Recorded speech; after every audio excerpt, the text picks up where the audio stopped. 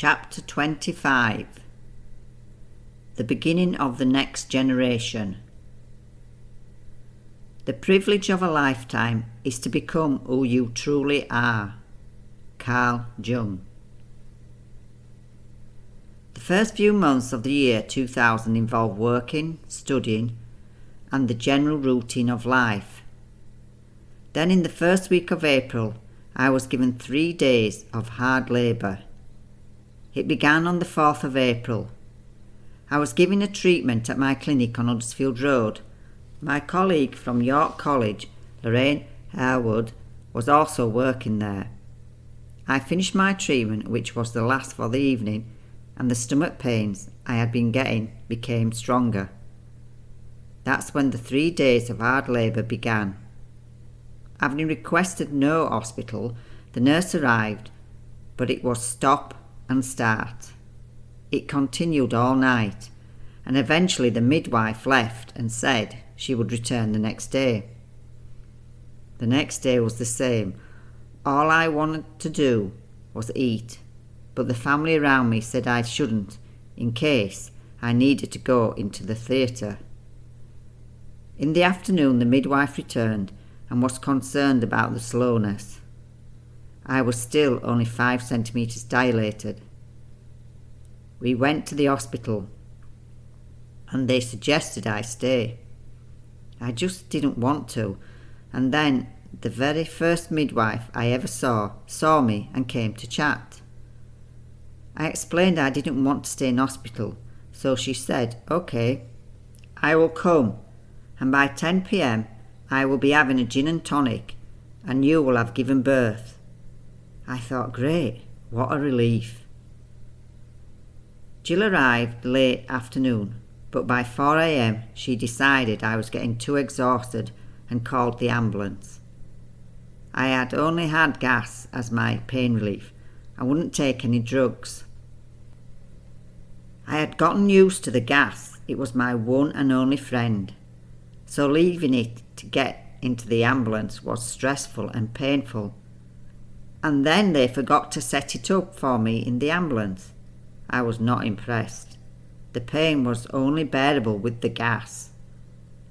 They connected me again to the gas and we set off.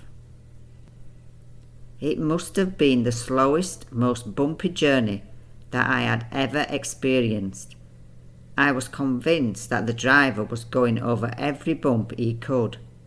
But at that time the roads in our area were known to be bad. If it wasn't the water board or the gas board or electric board or cable television. Whatever happened to that? They dug the whole country up for what? Does anyone know why they spent billions on laying down the cable TV, taking up perfectly good Yorkshire stone paving to replace it with slippery tarmac? Just another waste of taxpayers' money. When we finally got to the hospital, I had again to leave my best friend behind, my gas bottle. I was put in a wheelchair and doubled over in pain, pushed to the lift. The ambulance man took us to the wrong floor, which didn't impress me. I wanted my gas. He said, "You are only in labour." My response was, "You should try being in labour for 3 fucking days." When we finally got to the right floor, I was allowed my best friend, the gas and air. Then they arranged for an epidural, not pleasant, but at least the lower half of my body was now totally numb. The pain was still real, but the edge had been taken off. It is now day 3. After 2 days, I had ended up in the place I was trying to avoid, the hospital. At the beginning of this book, I mentioned my competition for the Under-21s Championship that occurred on the 7th of April 1985, and meeting my guru, Dembo, whose birthday was on the 7th of April. When I was given my due date of the 1st of April, I decided I must not give birth to my child on April Fool's Day. Then Dembo added the request that I put a cork in and give birth on his birthday, the 7th. The way things were going, if I didn't get on with it, I would miss the 7th. It went on and on. I was getting fed up and exhausted. My dilation was so slow and my waters never broke. I thought it was going to be like all those scenes on the TV dramas where they huff and puff and then suddenly a baby appears. The fact that I never attended any prenatal classes, preferring to go to the gym instead, may have put me at a disadvantage. I remember this giant of a doctor who came to examine me. He was a lovely, gentle black doctor with hands like shovels. I remember thinking, surely he can just pull my baby out. My baby never once been stressed. The head was engaged but wasn't bothering to make an entrance. Throughout my pregnancy, I had studied, worked, trained at the gym, been to China. Now you know why I didn't want to be sent to hospital in China, being 5 months pregnant. Had acupuncture, Chinese herbs and Reiki from my beautiful friend Sally. This child was way too comfortable and relaxed to want to enter this noisy, crazy world. I had that many internal examinations that when a lady entered my room, I said, "Okay, another?" "No, love," she said. "I am the cleaner." It was now the afternoon of the 7th of April, and at last I was 10 centimetres dilated and things would start to happen. Even though the head had been in position for over 2 days, it wasn't until now that movement began and more pain. I remember one of the midwives delivering my baby said, "Great, just one big push now to get over the ridge." "Fucking ridge!" I screamed. "Who the hell put that there?" When you are in this situation, sometimes the professionals forget that you are there. I heard them say that they would have to use forceps. I sat up and shouted, "No, you're fucking not!" I didn't want forceps pulling my baby's head out. No way. "We will have to cut you then," they said. "Cut me, but no bloody forceps," I replied. I was so lucky to have such a wonderful staff who all worked hard, and around 3:20 I gave birth to a 7-pound, perfect, big-headed, long-bodied baby boy. Just as he arrived, Jill, the midwife, who had spent a long night with me the day before, came in to see if anything had progressed. I think the midwife team were taking bets on when my baby would arrive. I swear the newly born recognised her voice because he looked straight at her when she spoke. I was then taken to the ward for a rest and my tea and toast. Rest? It was so noisy my new son didn't make one noise, but all the others did, and their mothers didn't seem to hear them. I eventually went to the nursing station when I could get my legs to move. The epidural was still in my system. When I got there, I said, "I just can't get any rest, and it's not even my baby. It will be quieter on the M62 motorway. I want to go home." Because my baby had a little jaundice, they wanted to put him under a special lamp for a few days, and because they realised how long my labour had been, they found me a bed away from the noise. The name hadn't yet been decided, but on the Saturday in my quiet room, baby under the lamp, quiet also, the Grand National race from Liverpool came on the TV.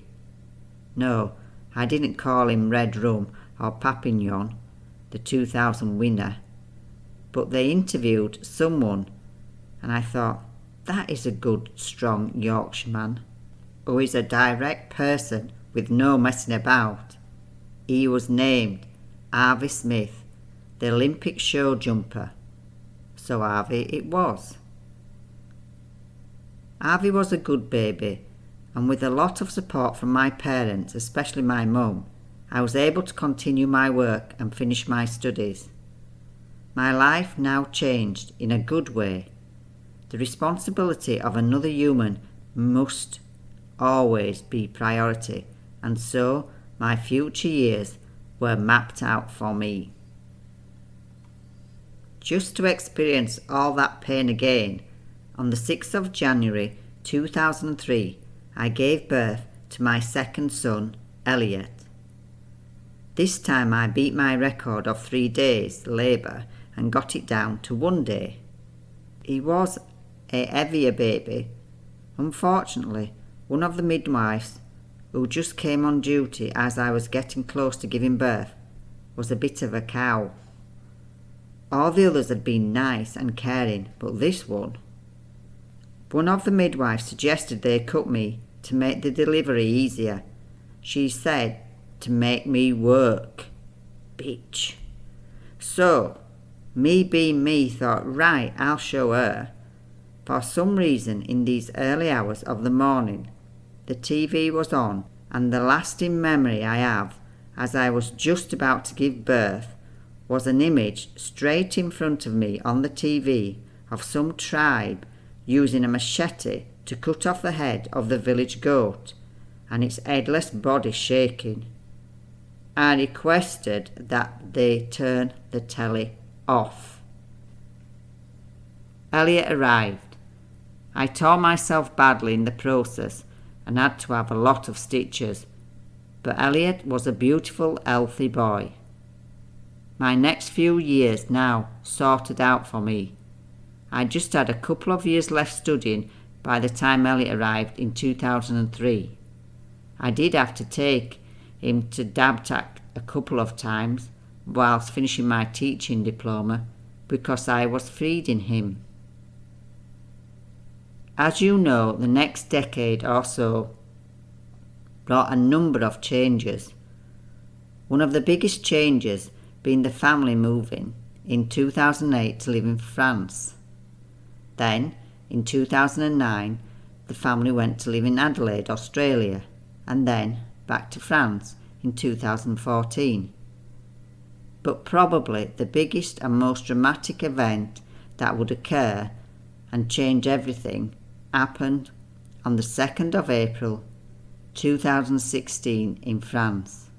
The accident. The rest of my story documents the consequences of this and the nearly 5 years battle I had to endure in a very cruel environment. End of chapter.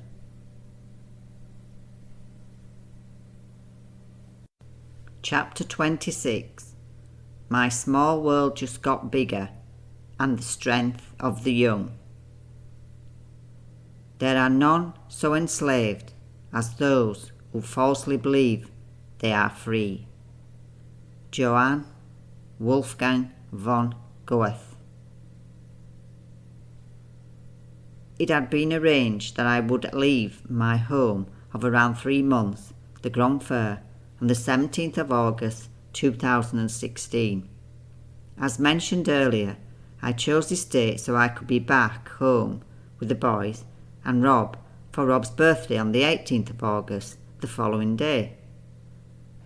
Claire had prepared some food, a welcome home sign and balloons for me when we got home, which was very unexpected, a lovely thing to do. Rob would never have thought of being bothered with any of that.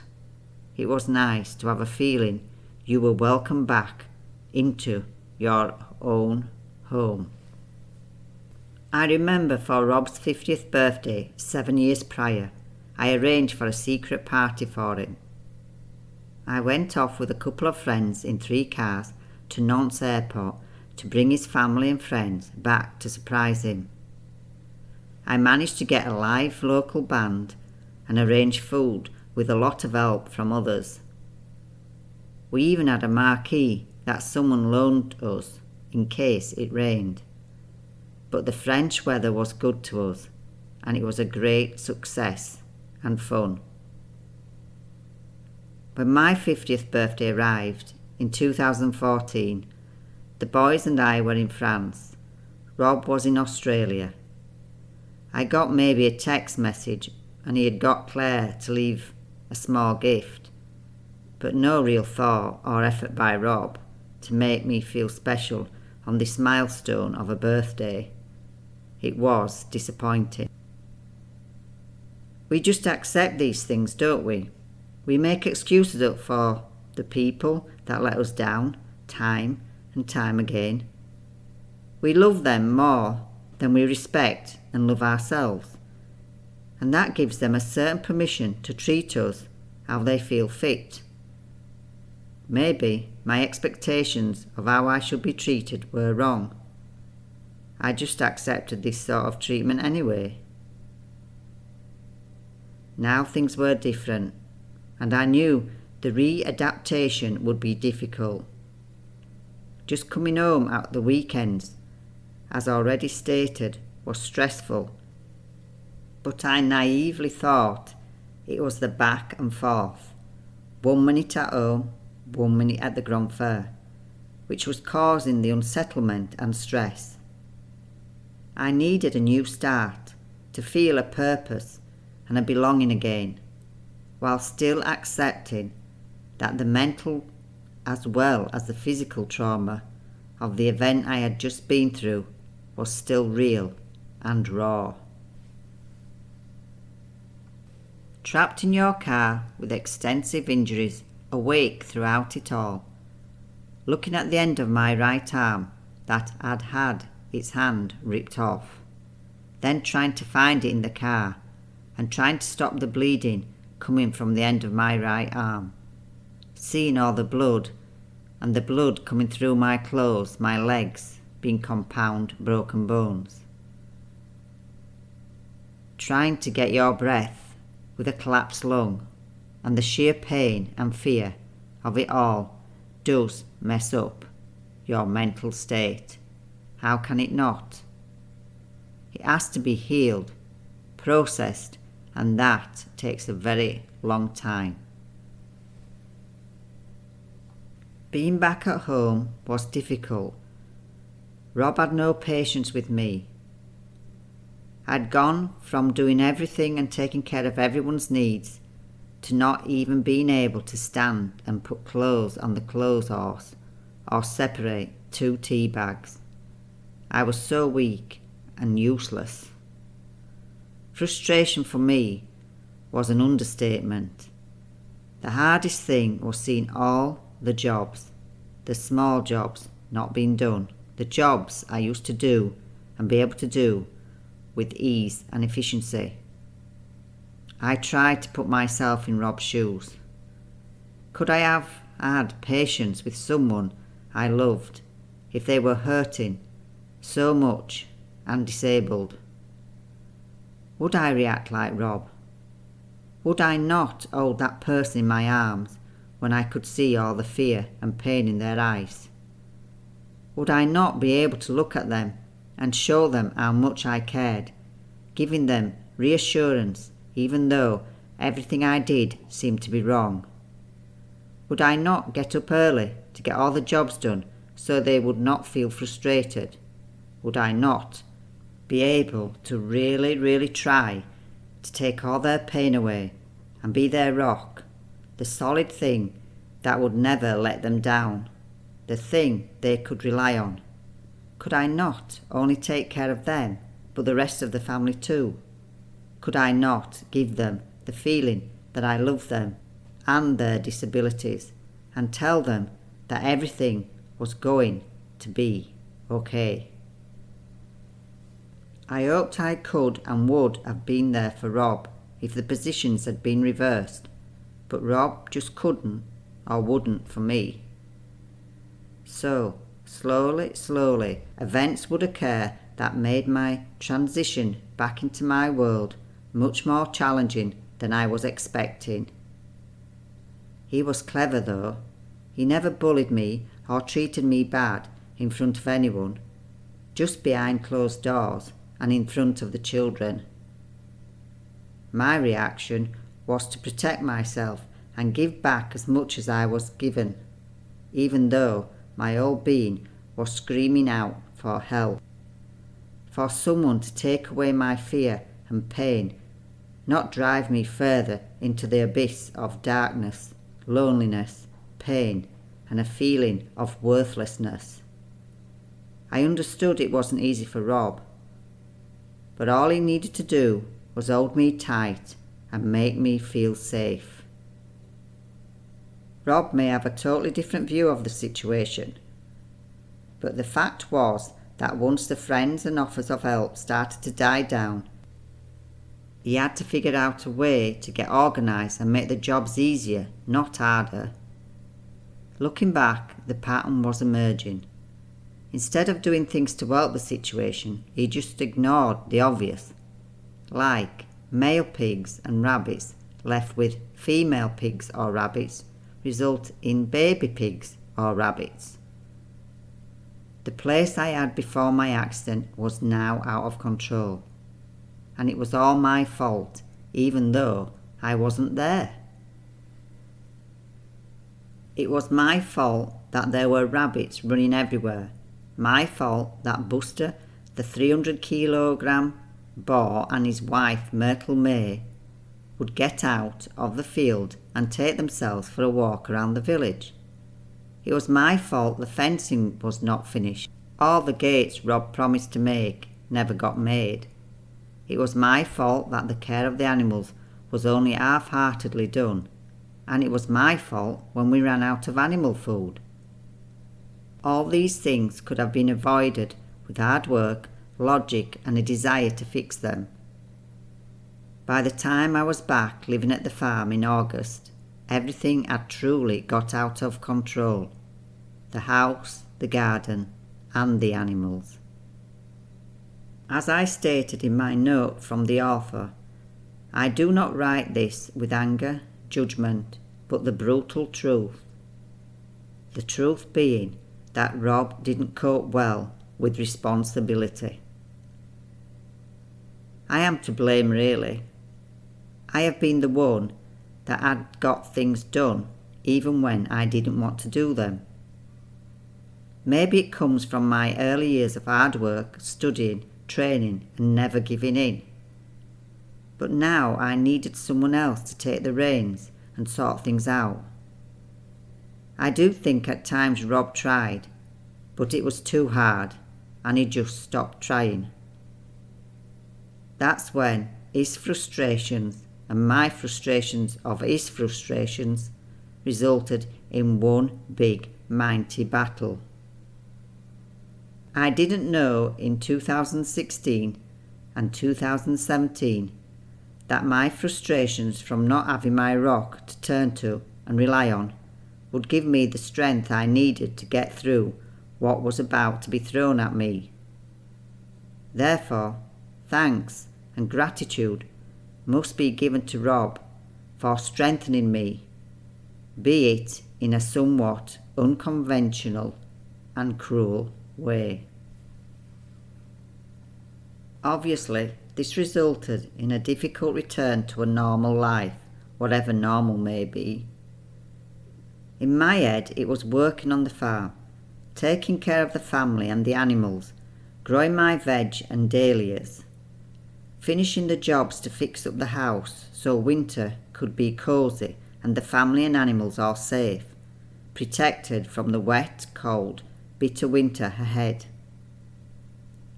The only element that I was able to obtain in my environment was the feeling of coldness with no protection, no coziness, and eventually bitterness. My physical abilities were very limited. but I couldn't just sit around and watch the situation get worse. So I began to fix things by organising people to come and pay them to move the things on, make the workload easier and take the pressure off Rob. By the end of the summer, after Rob's long holiday from work, he was told that the guy he had been covering for was coming back, so he wasn't working. I saw this as a positive thing because the boys needed to be taken places and it would mean jobs could get done to make life easier. One of the first jobs was to get the bathroom fixed so I could safely and easily use it. We got workmen in to do the bulk of the work, but Rob would do the tiling. I had realised many years ago that it was essential to get materials on site if any jobs were going to be started. I say started because Rob was good at jobs, but he never finished anything without a lot of encouragement, which would be met with a lot of resistance. Nothing got finished, and that included the tiling in the newly adapted bathroom. I was getting to the point of not even seeing the uncompleted jobs. The house needed a lot of organising, but no room was finished. This would be made more difficult in the next 6 months. Being a natural observer of people, an essential part of my professional job, observing people as they walked, sat and talked to you in your clinic was the key to gathering information of their injury and their general well-being. Now being stuck in a body with limited abilities, my observation skills were very much needed to gain information and feedback about my surrounding environment.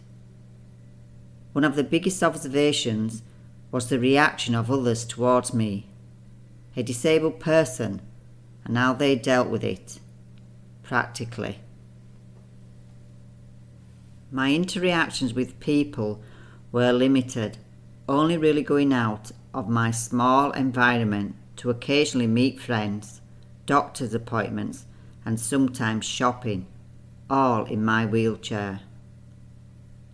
Being in a wheelchair creates a very interesting state of being. It's like you are disconnected from the environment you are in. The person pushing you, in my case usually Rob, takes you where they want to go. If you protest loud enough, you will be taken where you want to go. But it would always be a quick visit and then off to where they want to go. In my case, usually heading back to the car, so Rob could get the whole episode over with. In the end, I just stopped going out so much, especially shopping. People also talk to the person pushing you, not you. They will have a chat about you as if you are deaf and dumb. It's funny, in a very sad sort of way. The best summary I have heard about being in a wheelchair came off a UK TV series called Bread, set in Liverpool around a Liverpool family in the 1980s. It is a comedy highlighting the difficulties of being unemployed in Liverpool in the 80s. In Series 5, Episode 3, Grandad, who lives next door to the family, sums it up perfectly when they suggest they get him a wheelchair. Wheelchair? Wheelchair? Them things that take you where everyone but you want to go. What a brilliant observation, and sadly very true. My observation also showed me the strength of the young. They are less judgmental. They will actually look at you with interest and curiosity, wanting to find out more, until they are pulled away and encouraged to move on. The two young people in my life, my sons Harvey and Elliot, were 15 and 13 when I had my accident. I wasn't able to see how they coped. They weren't allowed to see me for about a week, maybe because of the state I was in. But I, as a child, would have found that hard, because my mind would not have had the physical confirmation that Mum was all right. Kids are much more resilient than us adults think, and it is often cruel to leave them in the dark. They see, hear, and are aware of so much more than we give them credit for, even if you think they are absorbed in playing with their Lego. The reactions of my sons were different. They are both deep thinkers, but dealt with their fear, uncertainty and upset in different ways. Elliot was a young 13-year-old, and he withdrew into games on his computer, keeping a low profile to the crazy atmosphere that had just rocked his world. Harvey suddenly jumped from carefree teenager to trying to fix everything. Once Robin and Pat went back to the UK after 3 weeks of madness, Harvey picked up Robin's reins and took over the animals and garden. He continued to work hard even when he left school in June. His preparation for the night before his final school exam, the brevet, which he got an amazing result in, achieving 18 out of 20, was delivering Dolly's babies, all 13, along with Elliot's help. That's how amazing they are, and how lucky and blessed I have been to have these two very different, loving and caring sons in my life. I did continue to do recordings once I left the Grand Fair, but not as regular. I will therefore finish this chapter with the recordings I made from September 2016 to November 2016. I was then back living at home. I hadn't re-listened to these recordings before writing this chapter from memory nearly 5 years later. My first recording once I was back home being on the 6th of September 2016.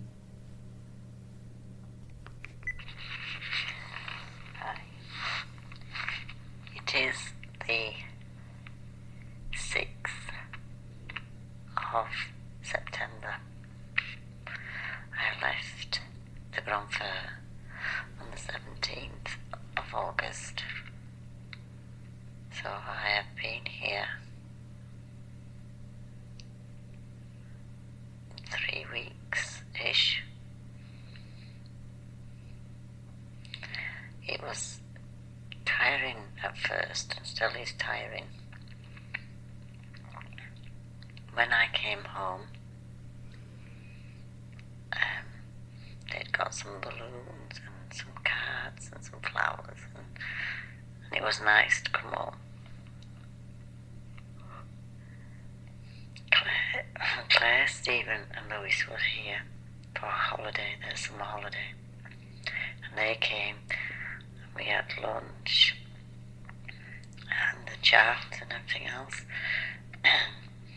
And then on Wednesday afternoon I suggested that we go and to Point P and organise the tiles for Stephen's roof, the tiles that we needed for the bathroom,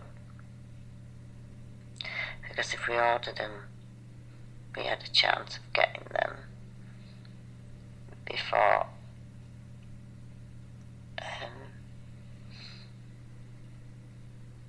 the holidays, and also while Stephen and Claire was here.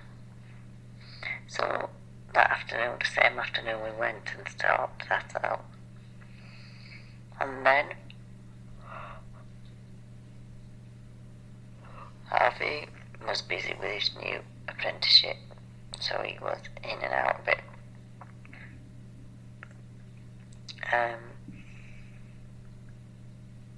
And things started happening with the bathroom.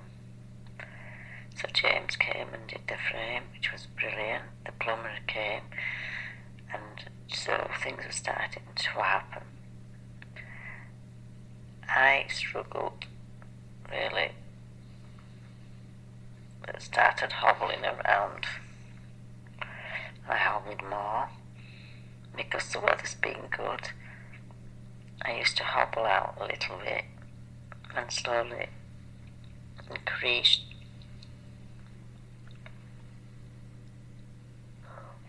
my hobbling. But the only thing is I sometimes get a bit short in the sense of tired, and I don't think I'm getting enough rest. So, and I usually take it out on the boys, really. But I do things inside because I'm doing too much in the sense of not laying down with my leg up. I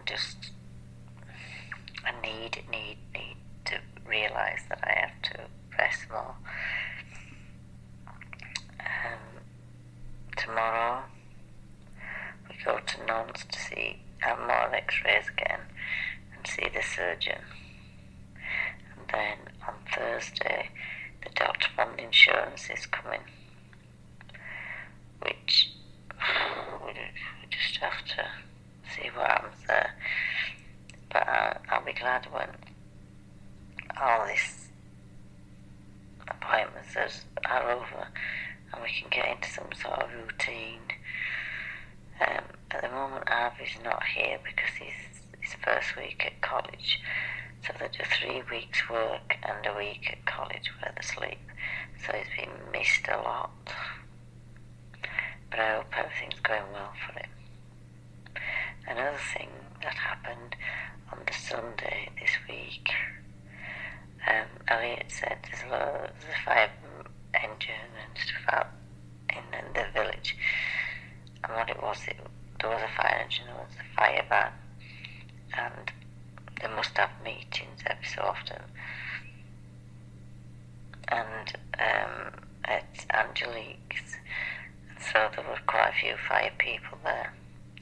So I said to Harvey, I'm going to go home and thank him, or ask him to thank the colleagues who were there and helped me. And it was really good in the sense because 3 of the people who helped me out on the 2nd of April were there, and they were really pleased and interested to see me. They were interested to see progress. We had a chat for a while. There was a girl there who said, and I keep thinking I'm being a bit posy with this, but she did say that I didn't panic. I wasn't panicking. I told her that I'd lost my hand and it was in the car somewhere, and then said to her, so my hand was off. And I remember being in either intensive care or the next one in Norton St. Rob. I was looking for my hand, I was just looking for my hand in the car. But she said that the hand went in a bag into the ambulance. So I don't know if it meant it was totally off or hanging off, I'm not sure. But she kept saying, oh, you were so calm, there was blood everywhere and you was just calm, which is good, but still they said they have not got a clue what happened. I said I haven't got a clue what happened. I did say to him that either it was an animal, another car, or UFOs come and implanted themselves in me. But they said that the 2 cars didn't touch, and it's just a mystery. but they just said, oh, you're doing so well, your morale's so good, which I suppose it is, but sometimes I have a bit of a shouting and downtime, usually when I'm tired and not rested enough, like now when I should be sleeping. But anyway, so it was good to talk to them, good to just see people who helped. I did say to them if they needed anybody to go around the schools, then I'd be quite happy to go and talk to people at schools with my one hand. And I will. And then the guy, I said, oh, that's a good van, nice van. And he says, oh, we'll show you what we use. And he showed me the back of the van. It was full of cutting out equipment, massive equipment to cut the roofs of cars, which they had to do with me. So, yeah, good to talk to him. And I said, God, how can you just talk to strangers? I said, well, they're not really, I was just thanking them. But I think Harvey will be having to overcome that this week, so he will get less shy. So, over and out. 9 minutes. Well, it's been a very long time since I spoke to this. It is now probably 25th of November. I came out of the Grand Fair on the 17th of August. It was good.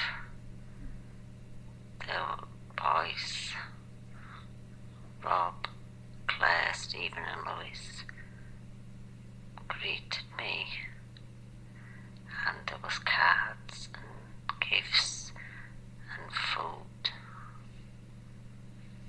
and it was a bit overwhelming really. The weather was really good.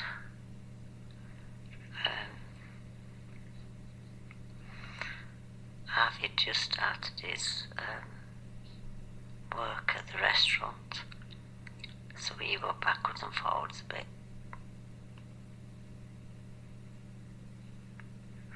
But Elliot were off school, so that was good. And generally, it was good, even though I could walk very little. It was good to just sit on the bench. The dahlias were amazing, full of colour. They're all tied down now, and I'm just in the process of ordering some more, which I must do. Finish that off and get it posted tomorrow. They gave me such joy. We had plenty of pumpkins and butternut squashes and potatoes that people had put in for me. Photos really.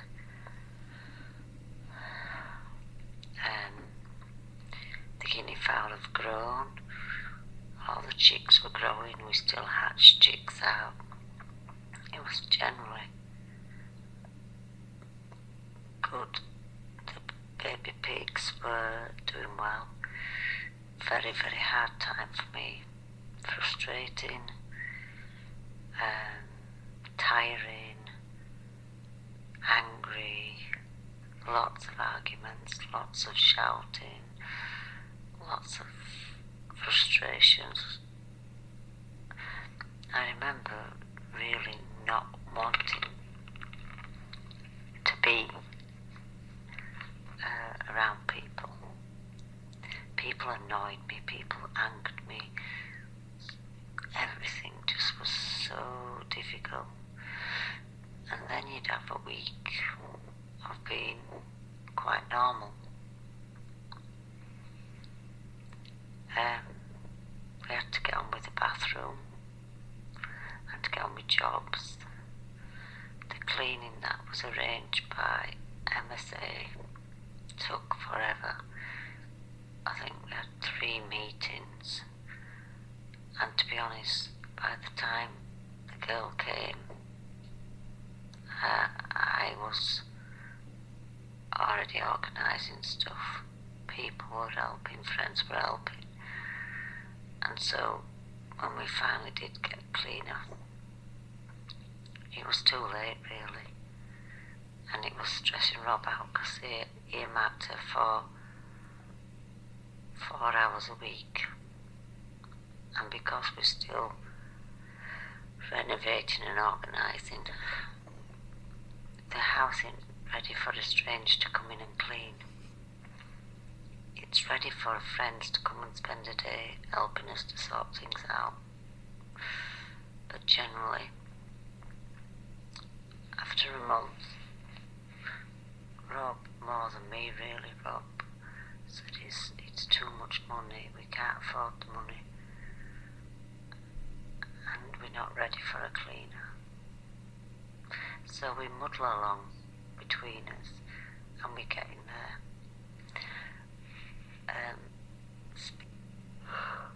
Hard for the other out, and just little things. But at first it was so tiring. So I had no stamina, no energy, no stamina. But now, although my walking's not good, and my numbness in my foot, stubby, buzzes and hurts, but even he's getting a bit stronger because I am trying to do some things. So the muscles come back. I haven't really exercised a great deal, partly because the room where the weights are needs jiggling about a bit, and there's only so much you can keep asking, but I'm hoping I'll have to jiggle it about for the Christmas tree anyway, so I'm hoping that I can get quite soon doing the weights to strengthen the legs and the arms up. Loads of things have happened really because I'm so late in talking to you. I don't know if I've taped it, but we had a meeting at the Grand Fair, an all-day meeting where we met everybody, but the doctor forgot us. So his appointment, it just wasn't there, which really annoyed me and upset me really. And then we rearranged for another time, and they had people there.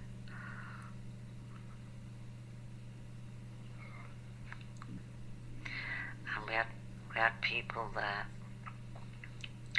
and the appointment was 11:30, and we weren't in the meeting, and it was after 12, and I just was so stressed with it that I said I was leaving, because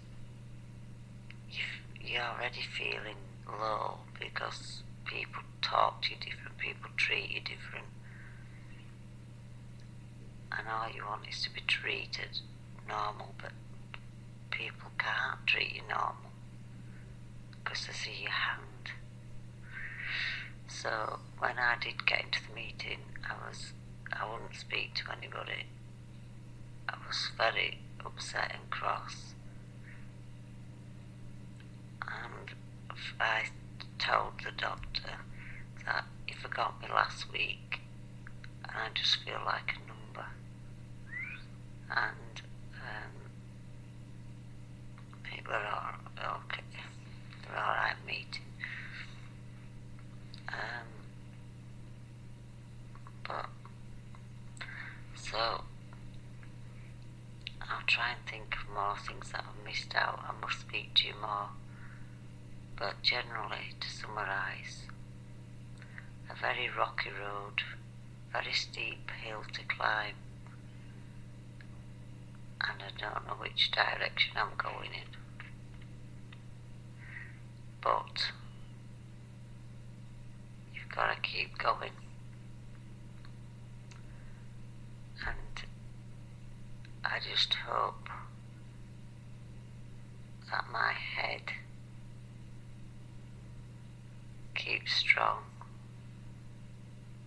and I can get some sort of normality back.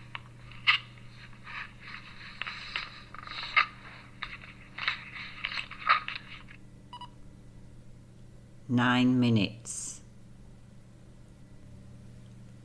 Though I would return to the Grand Fair in the future, for now my time there had come to a close.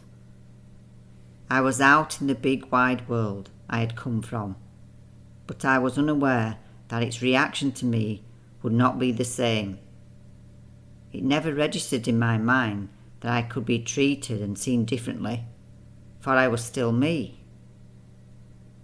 The sad consequence of this is that you have to stop being you and become someone you don't recognise in order to survive these strange reactions in your now same but different world.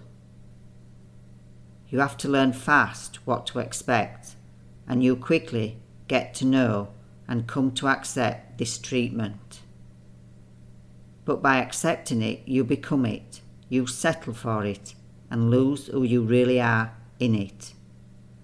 That's when the internal battle begins. Now looking back, I really only had two choices, two paths I could go down. The one of accepting this treatment and emptiness of my soul, taking the drugs to temper me down, keep me quiet, and accept that I had to accept how society now saw me. A damaged good, not as useful, a burden, different, crazy, and generally to be sidestepped and avoided. Or path 2, which meant I fought for my real identity, the one that I had buried deep inside, the one that loved myself and didn't feel different, but special, and the one that was worthy of this life in a fun and unlimited way. This second path was my choice, and this was the path with all the resistance, obstructions, judgments, avoidance, ridicule, harsh treatment, loneliness, and fear. But I was on this path now. I wasn't going to look backwards, only forwards. I knew I would be given guidance, strength, and wisdom to stay on the path. The universe had my back because I was prepared to suffer and fight to be my true soul, the one gifted to me and the one I wouldn't let man destroy. End of chapter.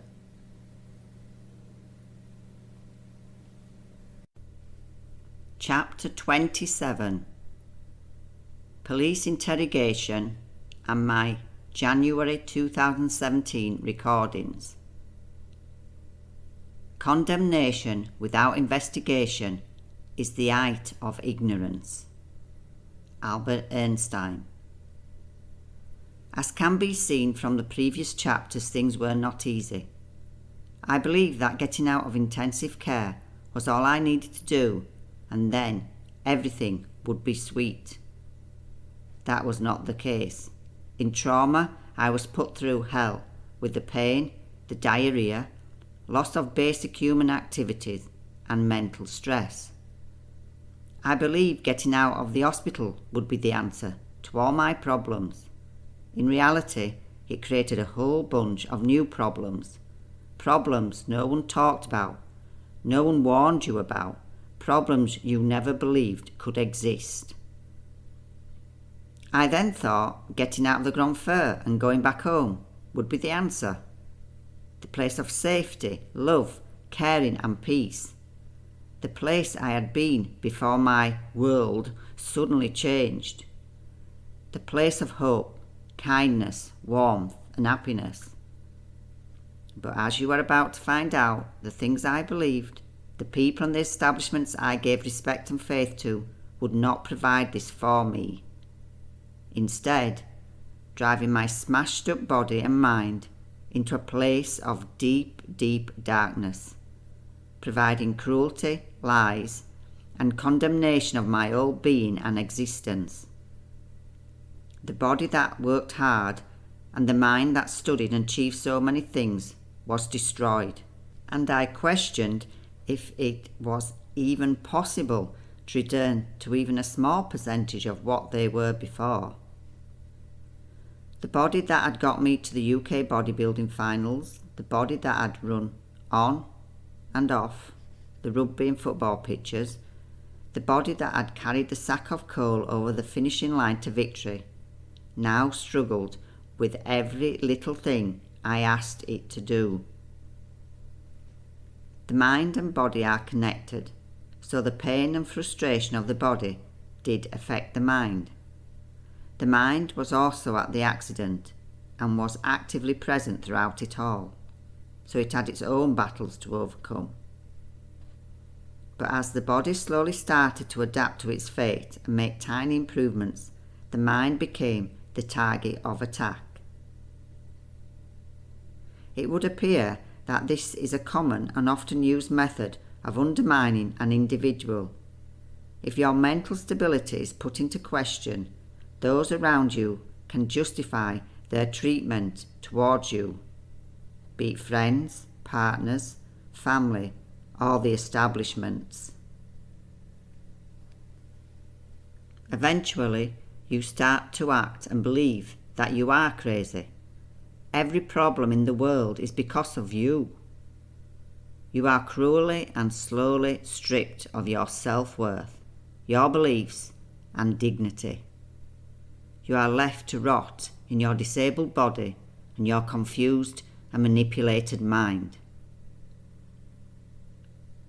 All these experiences, at first the ICU and then trauma and plastics at Nantes Hospital, also at the Grand Fair, are all essential for you to live. Every one of these places showed me nothing but expertise, care, professionalism, and amazing results that importantly laid down solid foundations that I would have to spend the rest of my life building on. My gratitude is beyond words, but the problem now was this cruel world I was returned to, the one that didn't bother with integrity or honesty. Some in this world would make up stories so they wouldn't look bad, avoiding truth and replacing them with gossip. This was to enable them to look good, to win, to hide the truth that they knew existed. This may appear to empower them, and often society believes their lies, but there is one thing that they left out while they were scheming, lying, and getting away with it, and that was the power of the universe, the true judge of the action of man, karma. Christmas 2016 was quickly approaching. With help especially from Mel, I had managed to prepare for some sort of Christmas celebration. I loved Christmas. Even before the kids arrived, I always put up a big tree at Huddersfield Road and enjoyed the anticipation of the arrival of Santa. With the advancing age, the Christmas celebrations usually involved going to my parents for a wonderful Christmas dinner which my mum prepared on her own, and if it fell on a weekend, often went to work in the evening as well. This was more when we were still living at home, and as Dad was a taxi driver, he was often busy as well, driving around dressed as Santa all week, bringing joy to the excited children and humour to those who wondered if it was the tank, or indeed Santa himself, helping the tank out in his black London cab. We always got a wonderful Christmas dinner. Often grandparents would be there, and my mum's brother and wife, Uncle Malcolm and Auntie Margaret. After I got my own house, I would often have to leave early to get some work done for my studying. Christmas being a time I closed my clinic for a few days and a chance to catch up on my coursework. Christmas 2016 passed. We had to have our dinner the day before because Harvey was at the restaurant working on Christmas Day. Harvey helped prepare the dinner and did most of the work. I am still pretty useless preparing veg with one hand. It takes so long, and like shoelaces, it's not worth the frustration. Just buy frozen or shoes without shoelaces. We had a nice dinner courtesy of one of my geese, which had been prepared by the local small abattoir. On the actual Christmas Day, it was Santa, chocolate and watching DVDs, but Harvey had to go to work.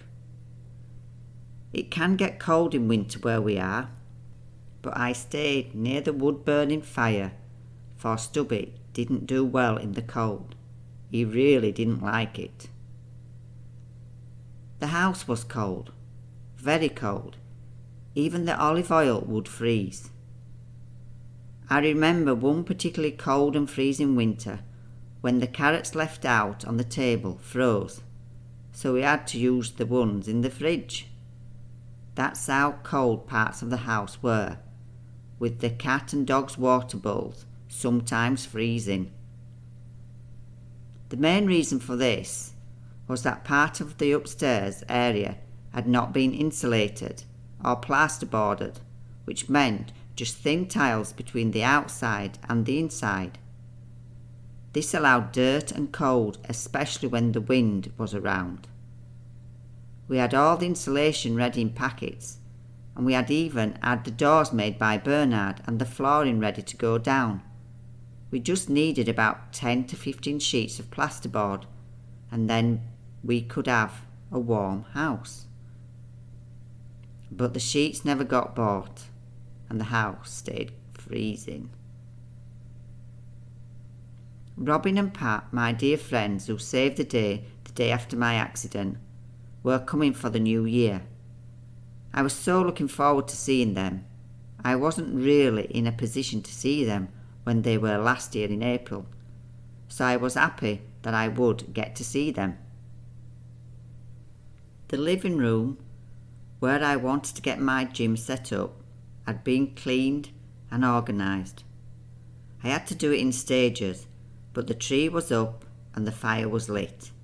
It felt like some progress, and once the Christmas tree was packed away, I would sort out my training area, get on with some rehabilitation and pump some iron again. I did have a number of Christmas trees and lots of decorations, so I would try to make the downstairs rooms Christmassy.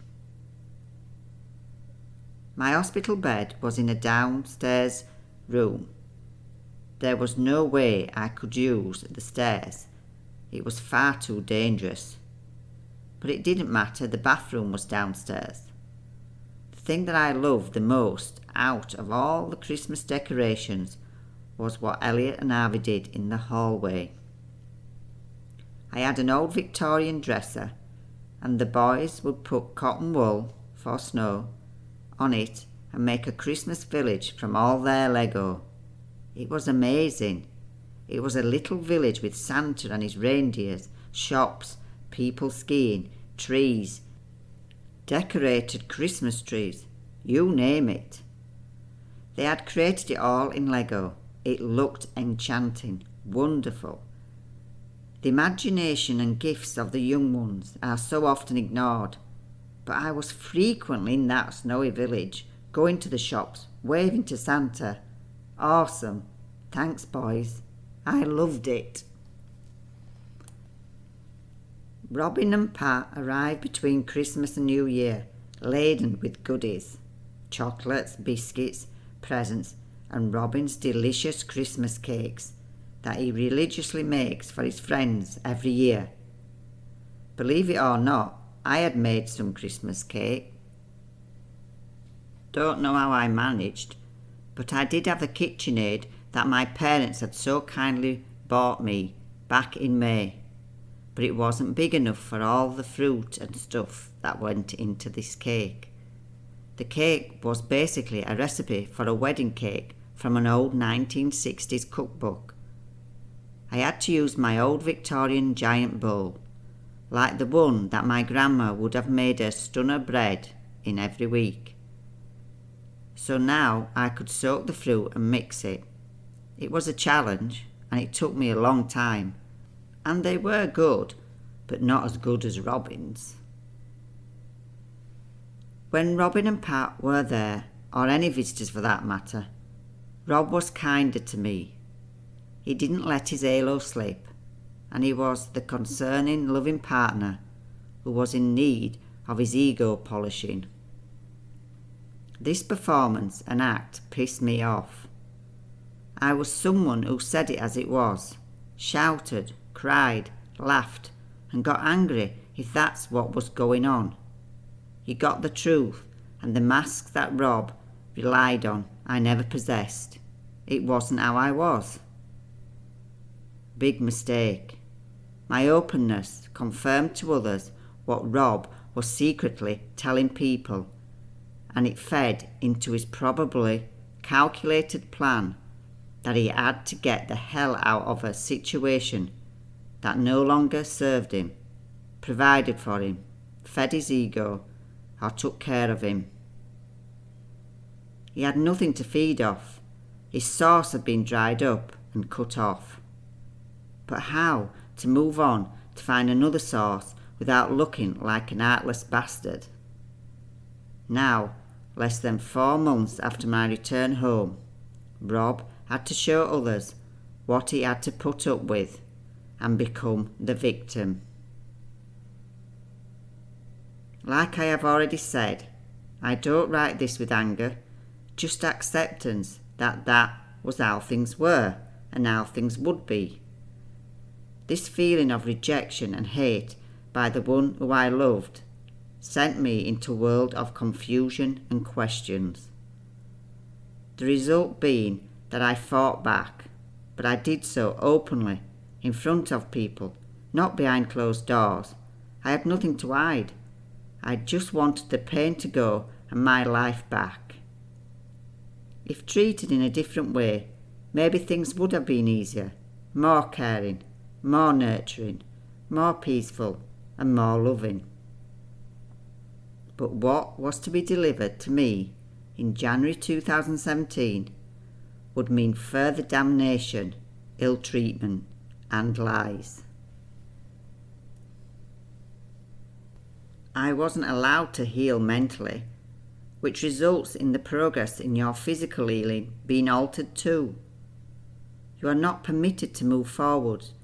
You don't want to go backwards, so you just stand still, while the environment you are in just keeps throwing things at you, aiming for the core of the target, hoping to knock you down and break you. I often got knocked down and very nearly got broken, but there was some deep force within me that kept me standing up, picking me up, feeding me strength and a knowing that I wasn't mad, and this treatment was not what I had to accept. But beside this force, I was destined to stand alone. Finally and slowly, over the years, things thrown at me would reduce in aggressiveness, vigour and frequency. They had knocked me down many times, but I had always got back up. The efforts of them all hadn't broken me, but strengthened me, and proved to me that the truth is your best form of armour and protection. Eventually, you will obtain the peace and harmony your entire being craves, and then the healing can begin.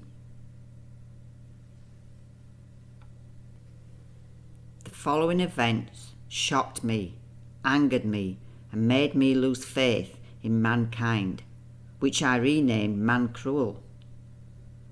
I will present them in the order they were on my recordings, remembering and stating how I was feeling in these moments. By doing this, the reader will see that there can eventually be a fulfilling, harmonious, loving, and happy life after such trauma, and though it may take a very long time, it will, with your forgiveness of others, be given to you.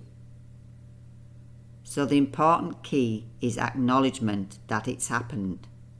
Give forgiveness to those involved, and most importantly, becoming a person you like and love again. Not allowing the labels and the tons of shit that's thrown at you to stick. Go within, and the true person that you are will be shown to you. You may have to work on some of the things that have become you, but aren't you. But they have served a purpose of protection. You can let go of the anger, the disappointment, and the lies told to you. Release it all to the universe and replace it with forgiveness, inner peace, and love. I was hobbling about with my stick in the barn, with Harvey's help, just saying hi to the animals. What else was I physically able to do when they arrived? 3 armed police officers, 2 females, 1 male. Their appearance and manner was intimidating, especially with the guns. Growing up in the UK, I never saw guns, and I didn't really have any encounters with the law. That was all about to change, plus any respect or trust I had had for them. I was brought up to believe, and I still did right up to January 2017, that they were honest, good people. Their job was to help you and to protect the goodies from the baddies. They can be trusted, they never lie, and will enforce the law. That's their purpose, their job. They will follow the law of the land with fairness, balance, truth, and justice.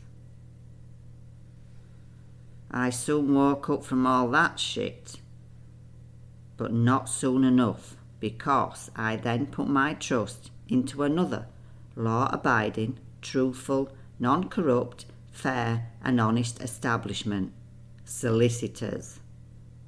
The ones that make sure that there was justice and the law was adhered to, fighting for the truth and highlighting anything that may have been missed, leaving no stone unturned, and at around €300 an hour and about 7 years of training, they should be equipped to do this.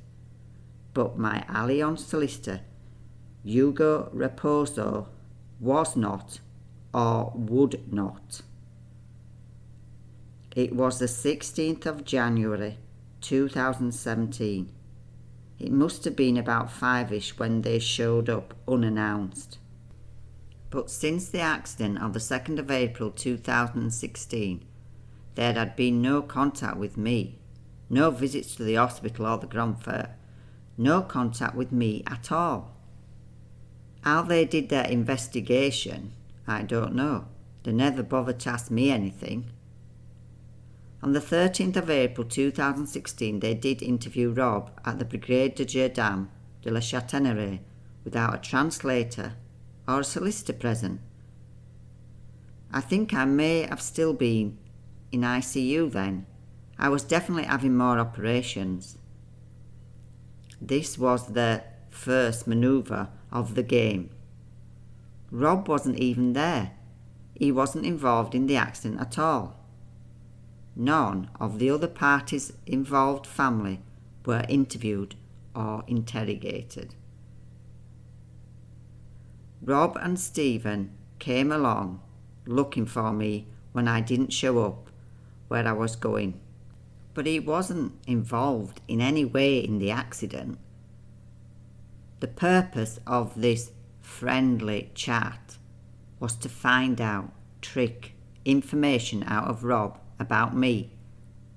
What I was doing. Was I drinking? Could I drive? Was I on medication? And what did I remember? Rob told me later at Nantes Hospital that he very quickly felt uncomfortable and could see what they were trying to do, frame me.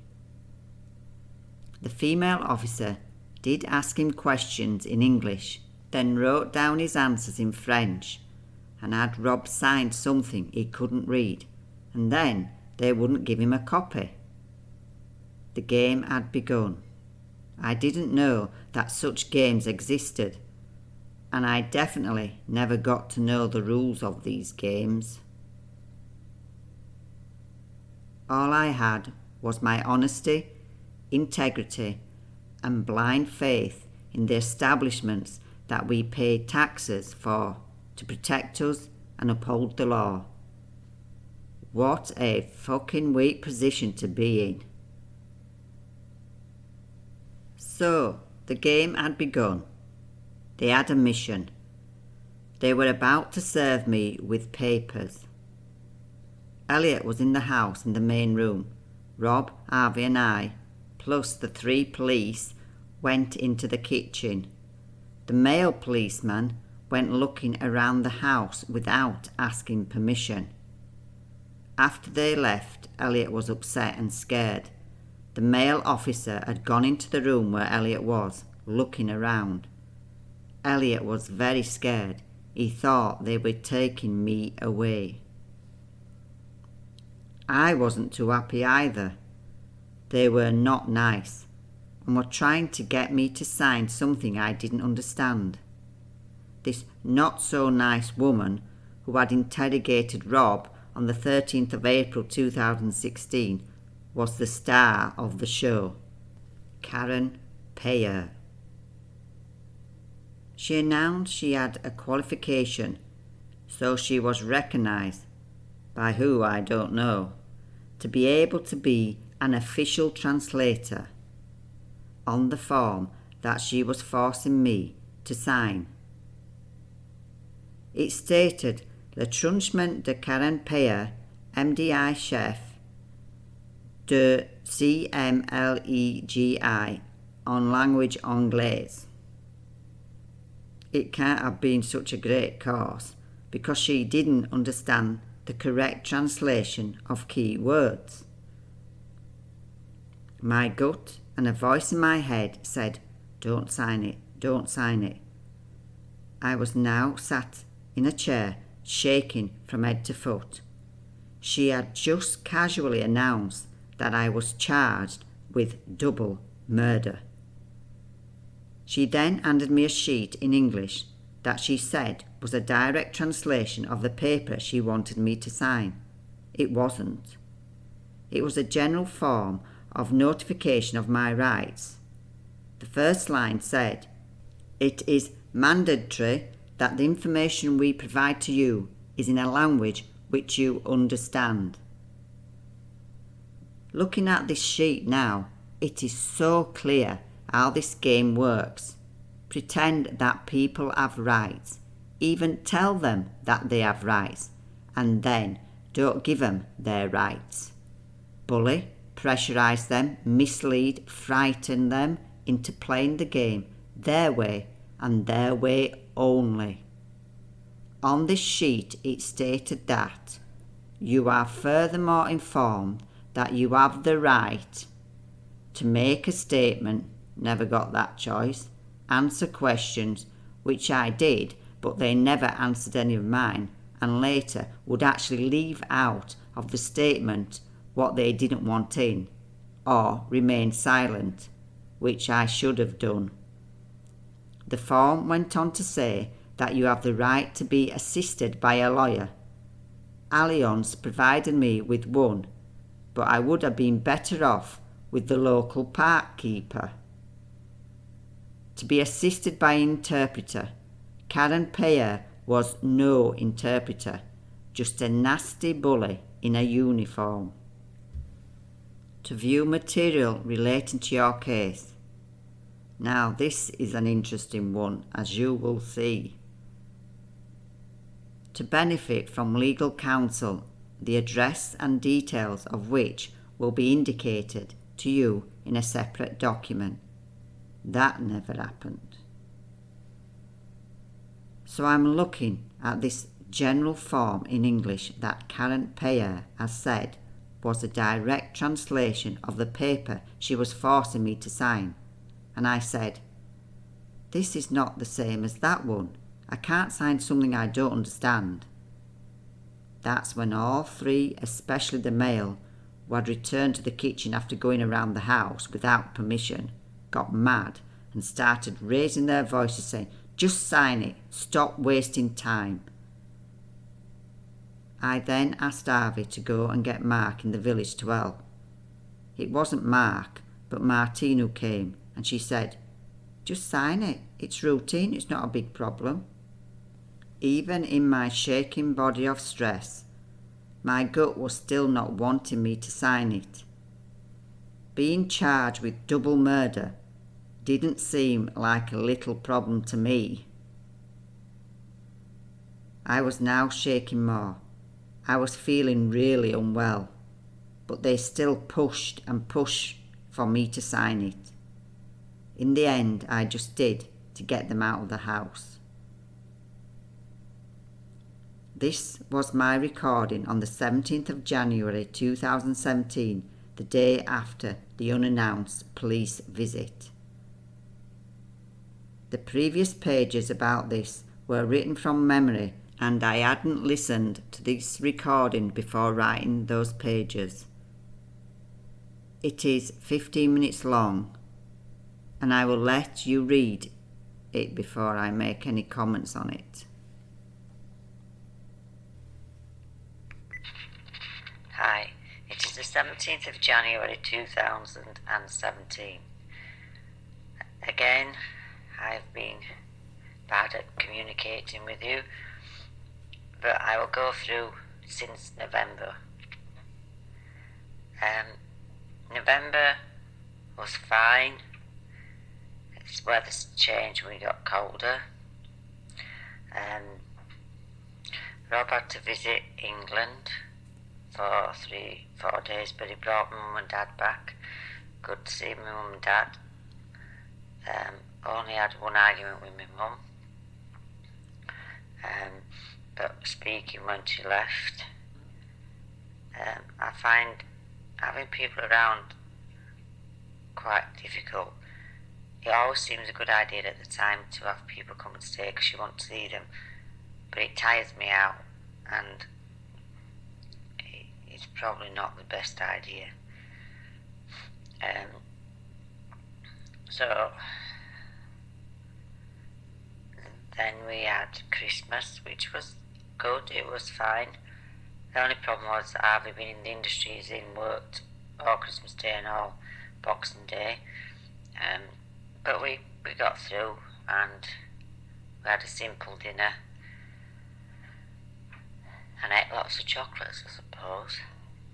So that was good. Good to be putting the trees up again. It's always a pain to put them back down, but I suppose at least you remember things when you put your trees up and you've had them for so long.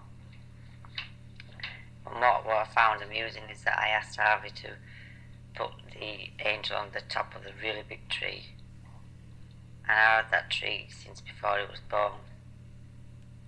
So it amused me a little bit to think that he's now so tall that he can put the angel on top of the tree.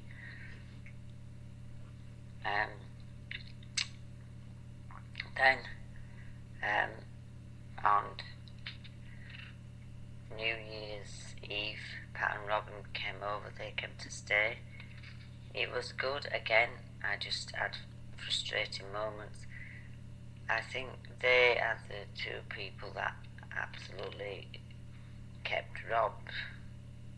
They arrived the day after the accident and they kept Rob going. They did so much But I don't think she means to do it, but she keeps having a little dig at me, and it's not since the accident, but Rob says I'm just imagining it, but she doesn't do it to him, she just does it to me sometimes. She's, I don't know, judging me. I feel judged for whatever reason. And so it stressed me out, although I didn't have any arguments. I just find I haven't got the energy, and I'd rather, if she didn't like me or whatever, just to say, and I haven't got energy to deal with it.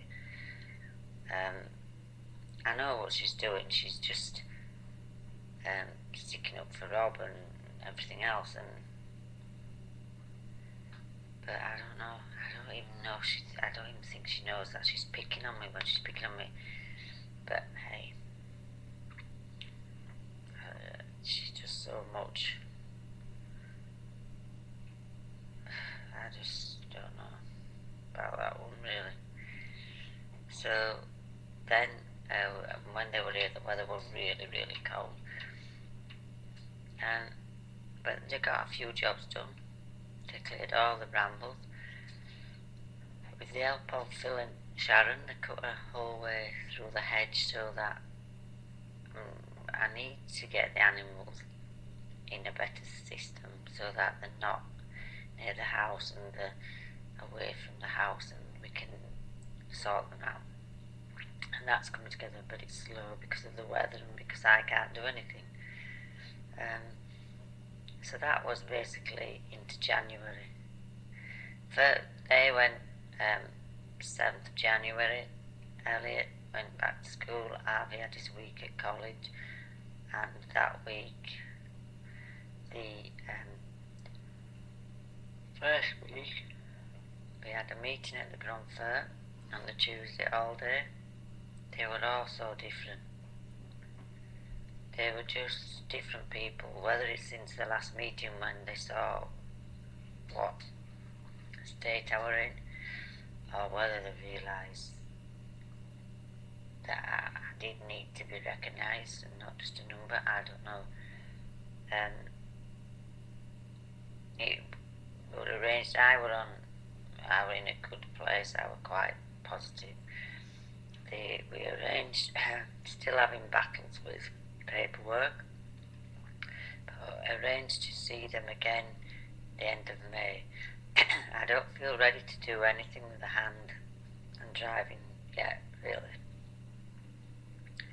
And then on the Friday we went to see Mr. Pichu, the surgeon, who had x-rays, and he said basically I've got to get the metal out of my left wrist out as soon as possible. So he's booked me in for an appointment for the 9th of March, and the month before, in February, we have to go for a pre-op consultation. It was said at the Grand Fair doctor that maybe the cruciate and the internal ligaments of the knee have gone.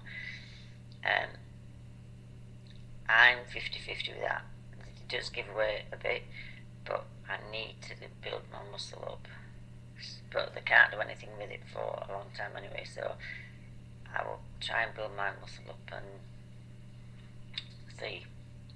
The doctor at the Nantes said that I will have to have my metal out of my leg eventually, and in another year. So my dancing pole will have to go. I just have to mentally prepare myself for the operation. It's not so much the operation, it's the anaesthetic. I really don't like the anaesthetic. It stays in my system, it makes me angry, but I can't do these things without anaesthetic, so I have to just deal with it, I suppose, like everything else. But that's fine, and I'm thinking, oh yeah, good, let's get on with it. And then Rob just happened to mention to that, I'll put you really out of action, and I hadn't realised if they operate on my left hand, I really won't be able to do anything because the scarring will be quite sore. So I'm trying to do simple things now. I'm trying to get the paperwork organised. I'm trying to do the things that I can sit down and do. Trying to direct other people to get things done.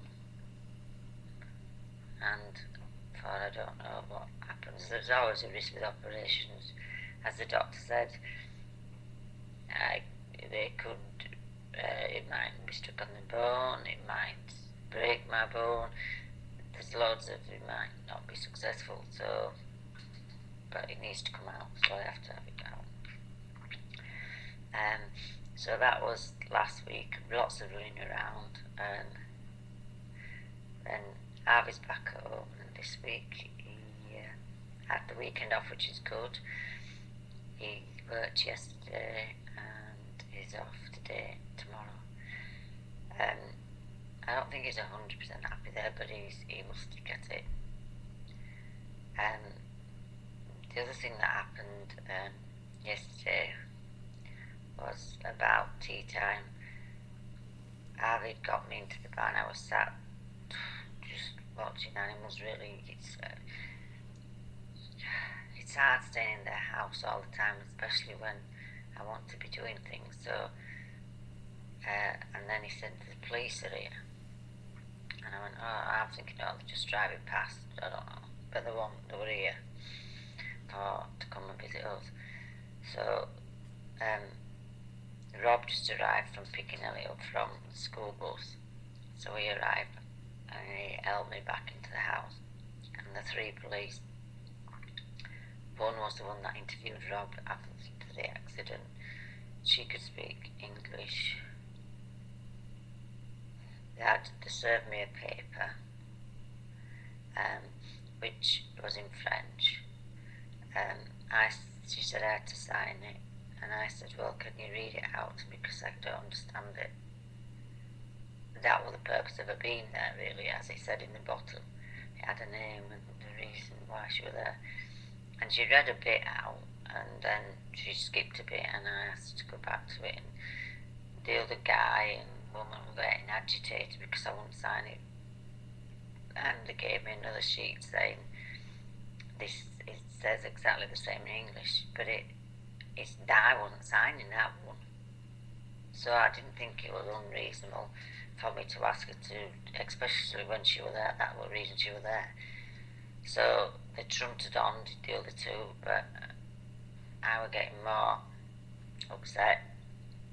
It's basically, the letter is serving me time, potentially the cause of homicide and murdering of voiture, and there is chance of imprisonment, and there is and I basically need to get a solicitor to come with me. Now it was all bizarre, really, because we got a message the week before from Mark saying that we have to go on the 23rd, 24th of January to La Châtaigneraie pour to see the police. No problem. Asked if we could take anybody. Do we need to take anybody? Said, no, you're not allowed to take anybody. Then suddenly the server of these papers, unannounced, they all arrived, which is quite a shock, really. And so I had quite a bad day yesterday, well, a bad evening. But what can I do? I just give it to the lap of the gods. I can't remember anything. I wish I could remember anything, because then I would be certain what happened. I don't know if they know what happened. I don't know if I'm the only survivor, so am they just pointing their finger at me because to finish the case, to get it all solved, to get a result? Because I do know that on that road somebody else has died on a motorbike not that long ago either. So I don't know, which is the frustrating part. If they can categorically give me evidence to say that it was my fault, then that's my fault and I have to take the consequences. But knowing how I drive, knowing how I respect other drivers, knowing that I wasn't really, it wasn't a rush, I would sort of just going somewhere, I wasn't going to a meeting or anything else. I know that I would have just, and being on the road, I knew, I know, the only way I would have done anything is if I thought the other car be in front or behind me. You see, I don't even know where I was, were I in front, were I behind, were in trouble, or I would have backed off, or and I certainly would have stopped to help if I'd have seen anything. But I don't want to, just because, and this is categorically unfounded evidence, is me, because it's me who's got to live with the death of two people.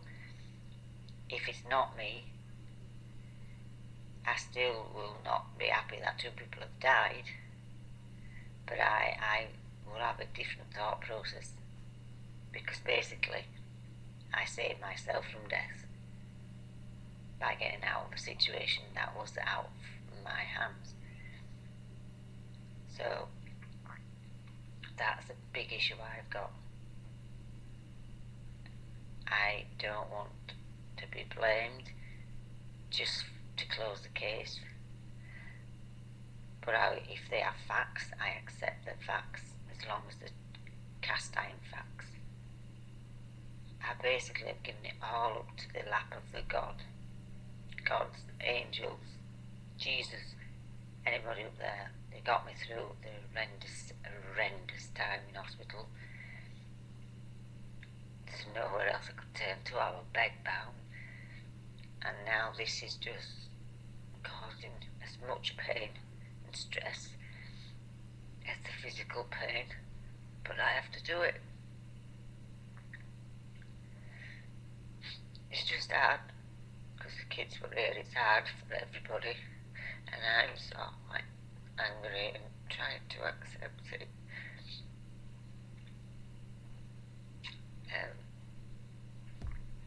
But it'll be over soon. I will keep in touch after the event. Bye. 15 minutes. Listening to this recording for the first time since I recorded it in January 2017 only goes to confirm to me that I didn't cause the accident. My recording is honest and open.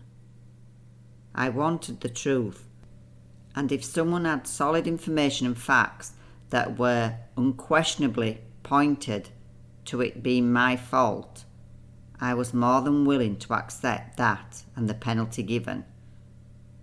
It is also clear to me that there was something inside of me, or a guidance outside of me, that was trying to tell me that real things that were being hidden and being cunningly carried out to set a trap to which I would fall straight into, head first. I am not being dramatic. By now the reader will have a picture of who I am, how I treat people, and how I just need honesty, no matter what the situation or subject. At the time of the recording, I had not been interrogated. There is no other way of describing the 3-hour persecution I was put through by the police, or knew any information at all as to how they had come to the conclusion that it was all my fault. In the following years, as I tried to find information that would find out what did happen, searching for what I had done to cause this in order to allow closure, all I discovered were photos and facts that without any doubt showed I was not to blame.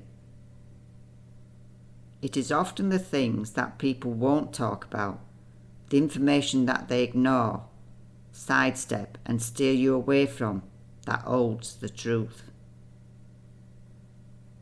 The things, actions and non-actions of these so-called just and honourable establishments was beyond belief. But then again, they held all the power. I was just a foreign woman of insignificance, a murderer, and it was my fault that I was now disabled. To the reader, I warn you that it may be a good idea to get buttled in.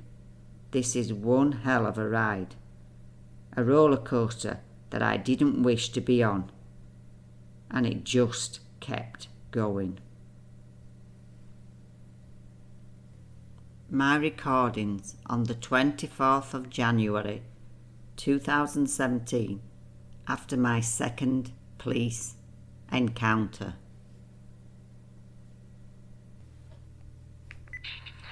Hi, today is the 24th of January 2017. I think I spoke to you about the police arriving last week. Today I had to go to the police station in La Châtaigneraie to be questioned. A good 2.5, 3 hours later, and the result isn't very good. I had a translator there. I had a solicitor from the insurance there, which everybody said it doesn't matter. It's just a formality. It's just a formality. Not the case. Not the case. Also, they wouldn't let Rob go in, so I was on my own. Basically, I've served me with more papers to appear convicted en justice devant le tribunal correctionnel. So, I haven't a clue what that means really, but everybody keeps telling me things. Like, it's not a problem, you don't need to take a solicitor, They're not living the nightmare that I'm living, right? It's not as if it's too late when it's too late. The solicitor had to leave a bit early, and at the end there's this paper, what I've just mentioned, and I had to sign it, and I really struggled with it. Because this is what it says. Basically, I'll try and translate it, but it's in French. It says, you have my name and everything else, and that on the route to St Kilda was the place where it says the name, in a motor vehicle mark C8 type Alabama and registration number. You violently manifested something about delivery de pleasure, obligation de security on the plus imposé the règlement. So I did a criminal offence, I think that's what that's saying, and involuntary caused the death of Dupont, Monsieur Dupont and Paulette Dupont. And also they say I was in excess. That ain't what the report said. It says that I was in excess of 112 kilometers per hour in 90, and I think in effect I was dangerous, caused a danger. I'm talking to you today because I feel really, this is where I stand. I want to know the truth. I have to live with this. But the thing that I don't understand is it's as if they're making it up. They've had an expert. I looked at some of the experts' computer-generated photos. They had the other car wrapped in the tree. When Rob was there, the car was quite a few metres away from the tree. When I questioned why it was in the wrong place. They said, no, it wasn't.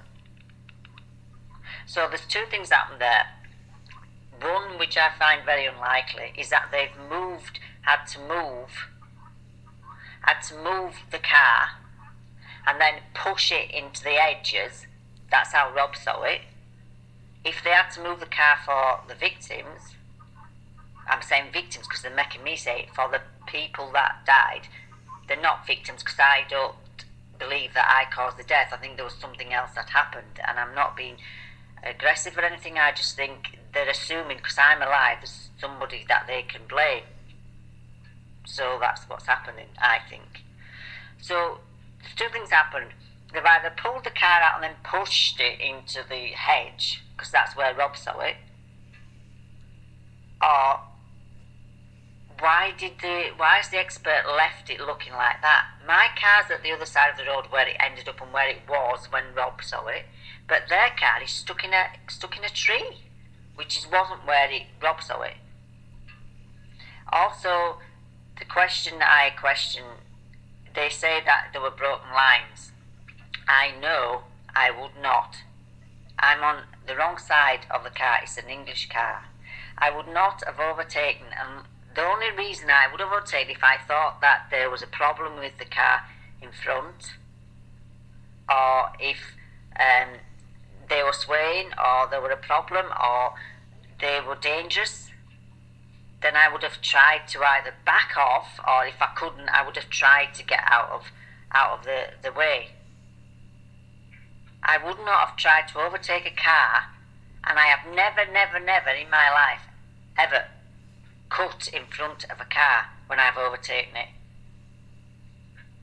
because it's stupid. It's not how you drive.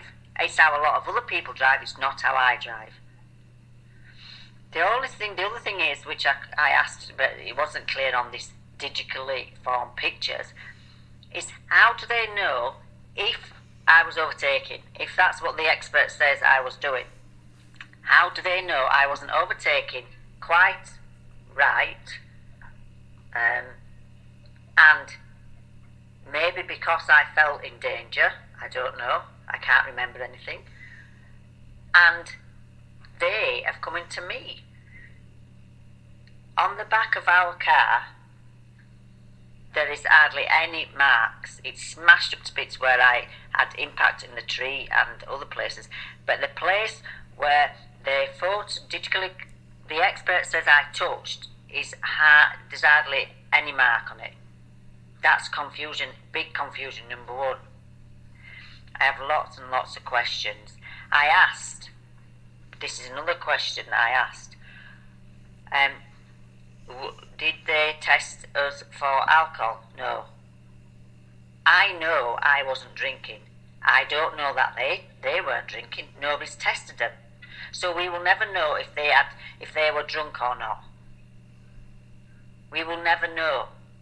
I asked the question, what about medication? He took time looking through the papers. He said he didn't have any. Yet, he was really annoyed with me for not taking my medical papers.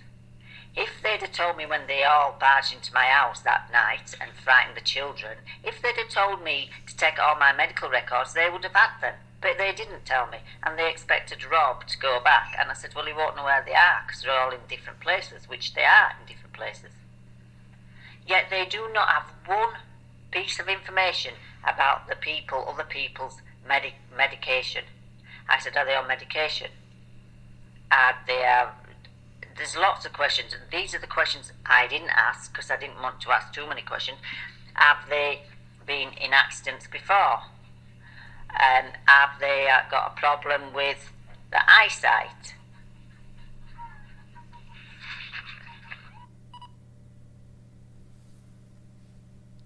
Eight minutes.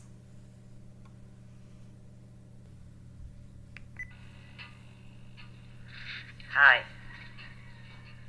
I'm back again. I'm still on the 24th. So what happened is I still have lots of questions.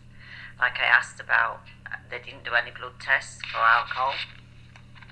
I know I hadn't taken any alcohol. I'm really against drink driving. I think it should be zero tolerance, not 1 pint or 1.5 pints. I think it should be no pints when you drive. So the reason I got given was there was not enough blood. In my case, maybe there wasn't enough blood, but in the other two people's cases, Rob says they were working on one person and then the other person was already bagged up. So he probably got there half an hour after the accident, maybe, I'm not sure. So we'll never know if they were drinking. So it seems to me as if my feeling is, I think it's the police that are taking me to court, and I think also they said that the family have started to sue me for damages or whatever. I've been waiting and waiting. Nobody's contacted us at that time when they just arrived in a gang at my house unannounced. How can the family have started procedures to sue me if the case hadn't, if the experts had not got the results? We kept asking for it and nothing came. To me, I feel as if I have been left well and truly in the dark. It seems to me as if the family have seen an opportunity to sue somebody, which is, if money is so important to them, that's fine.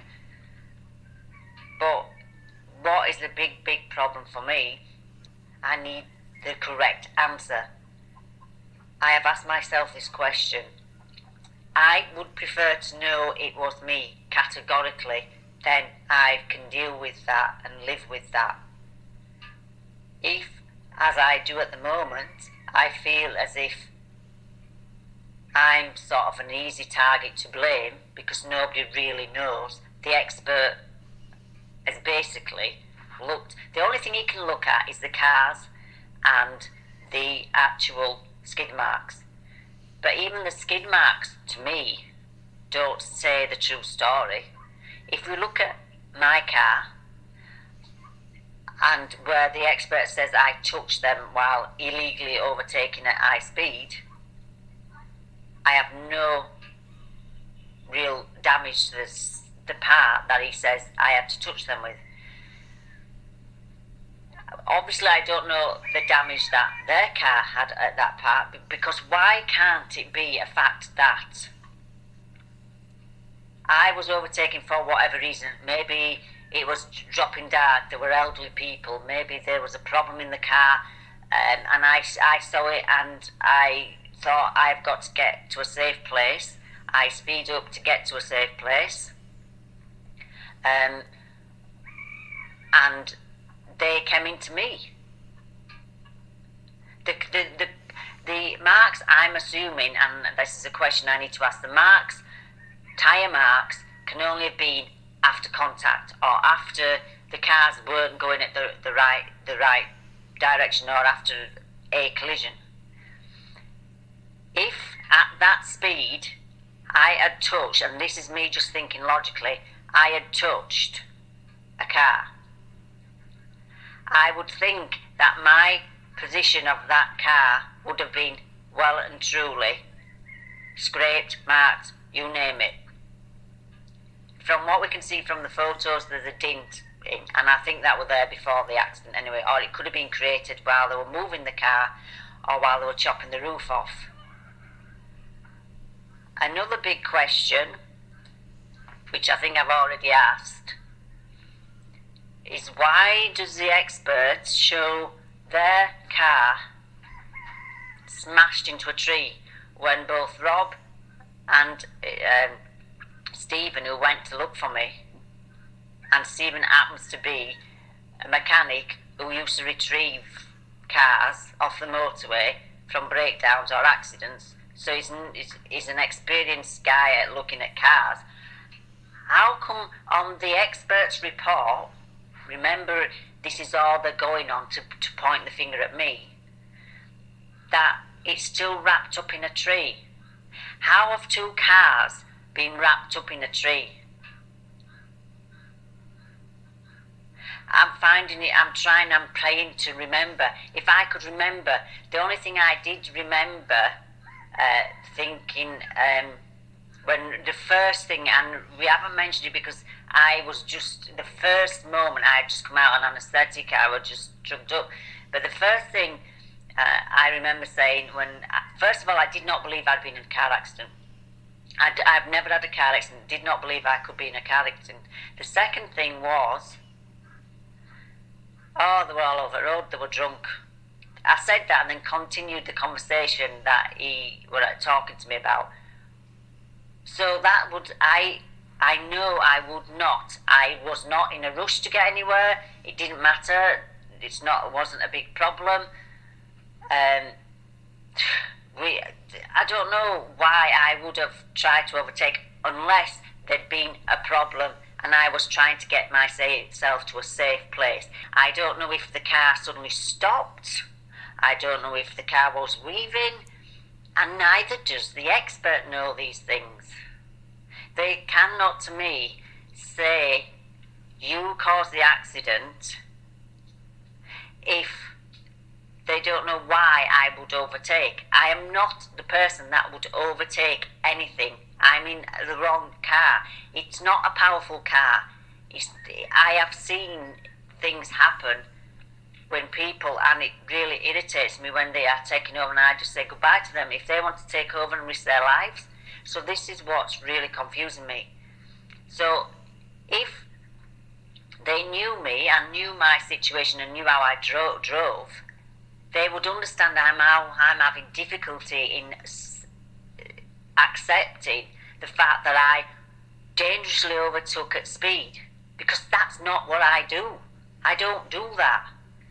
But that's what is being said. But I know there is another reason why that situation happened. We cannot test them for alcohol. They may have been roaring alcoholics. When I asked the question about medication, they have no information about the medication. Yet they got annoyed with me for not taking my medical stuff. Yet they never told me to take it. So there's another thing that I question. They say, "Well, you're familiar with the road?" Yes, I went on it quite often. It was a way I went to the Subaru in La Châtaigneraie or Lidl's. And I asked the question back, were they familiar with the road? Did they live in the area? No, they don't live in the area. I think this may have come from the papers or somebody else. I think they lived in Cognac or somewhere like that. They lived not in the area. Another question, had they had accidents before, even little accidents? Did they have cataracts? Had they just recently had an operation? Were they under any medication whatsoever? Were they under psychologists? Did they have diabetes, which all affects your eyesight and your sense of spacing? Just as they are, I feel as if I'm being put on because I'm the one that survived, in inverted commas, because believe me and you, it's not survival. It is survival, but it's not the life I had, and I'm well and truly imprisoned, and my family and my friends. It's like living dead. I'm alive, but I'm dead. So this is why I need to make sure that in the court it's the truth. I mean, we don't know who this expert is. Is he well experienced? Is it his first case? Knowing the person I am, I spent my life caring for people. It matters to me. But I don't want to be made a scapegoat because that's the easy and it ticks the box and I get the blame. The insurance pays the family out wonderfully. I don't care about the money. I care about having a life. I need money to live. I understand that. So to me, I feel quite robbed. I feel very robbed. I feel robbed of my life, and I'm getting the blame. And it's not fair. So I have to fight this as hard as I possibly can. Because I know, even though I have no memory, I know I would not have put anybody's life in danger. I know that. So I need answers. I hope the solicitor understands this. It's difficult with the language barrier because things get interpreted a different way. But for my sanity, which is very, very on a thin wire at the moment, I need to do it. I've questioned myself. Am I just doing this because I don't want the blame? It's not the blame that I'm worried about. It's how I've been blamed. I have been blamed by an expert who's done some digital drawings. On the drawings, they don't even show you the skid marks before. They show you, and the fact that he's left their car in the tree for impact as far as I can see, so it can look, this is where these poor people have ended up. To me, it's wrong. And then also the big thing is that our car looks hardly touched on that point that this expert has said I've touched. How do they know which part of, how do they know? I don't know. If they cannot prove to me that if they cannot categorically prove that I touched that car, there could have been two simple individual accidents happened. Why is that not a possibility? If there's photos, I need to see all the photos of the skid marks. We have had experience on the very same road only a year before, when all the family were in the car, when a deer did exactly that. And it bounced off and went. How do we know that it wasn't an animal? I know animals can't talk, as the police said. But how do we know when it was dusk, it's a route, and it was spring, April, how do we not know that animals weren't involved? We don't know anything. We cannot say that, because it's not me to have just cut somebody up. You don't do that. If you're passing, you pass, and you pass properly. I can't see why I would have wanted to pass and then suddenly cut somebody up. There's no logic to me, not when I spent my life training in medical stuff and had people who've come to me with injuries from various things. I know I've got 2 degrees, I'm not a stupid person. I know the consequences of cars. That's why I've not had a car accident before now. So, it's probably good for me to talk. I sound really angry. I am angry. I sound upset. I am upset. But I've got to get these questions answered. I have so got to get these questions answered, because they will be with me for the rest of my life. So, I will try to write things, get somebody. I can't write very well with my left hand, but I will try to get people to write questions down as I think about them. Because if the police, as they were today, were sat there and they said, we don't know what medication they're on, we don't know where they were coming from. You see, I don't know where they were coming from. They know where I was coming from. Rob were in and told them what we were doing. We were preparing for some visitors. They know where that I am not been on medication. I have visited a doctor in forever, since the kids were born. They know I'm not ill. We don't know what their circumstances are. You've got to assume, same as they're assuming that it were all my fault, that at their age they must have been on some sort of medication. Was the person, what did they die of? Did they die of heart attack? Can they categorically say the heart attack was caused by the accident, or was the heart attack had before the accident? That makes the story so different. if I'd have been behind them, so that I'm making the assumption now through the experts' report that I was behind, and they're saying I was overtaken. But what if I was in front? What if could I have been in front and something else, an animal, come and hit them and spun them round? Which me driving along saw the commotion, then spun myself round. Could that be a possibility? Because there's no, even if the animal didn't touch them, I know because we've been in the car when it's happened, if a deer or something jumps out or a wild boar comes running towards you, panicked, swerved.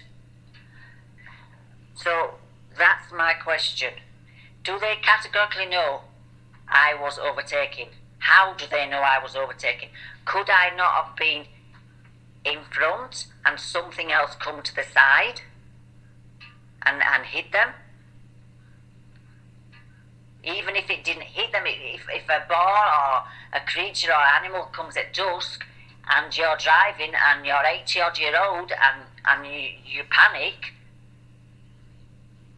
you know, to me, I wish I could remember. I wish I could say, yes, I overtook, I pulled in too fast for whatever reason, and it's my fault.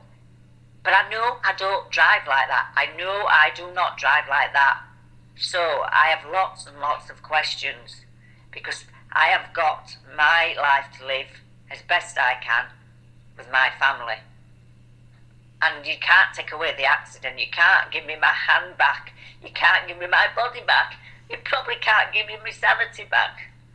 But at least I can live a life knowing I didn't cause the death of two people. And that's the big issue for me. I just feel I need the correct answer. And I don't think this expert is doing his job. But I think it's a lot of guesswork. I don't think he can categorically say, hand on heart, that he knows 100% I caused it. And the car, the damage on our car is nothing. At the place he said I made contact. So, I don't know. I can't help it. I need to know the truth. I've always needed the truth. I can't abide lies, and I can't abide dishonesty. I need the truth. And if the family are just trying to sue me to get money because it's an opportunity to retire, because I can't retire. I can't have a simple life and live the way I want to live in old age because that's all being taken away from me.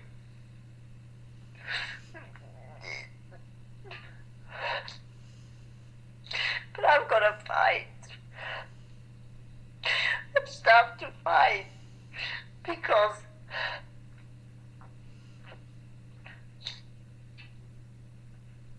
I don't think they can produce of what I've seen today.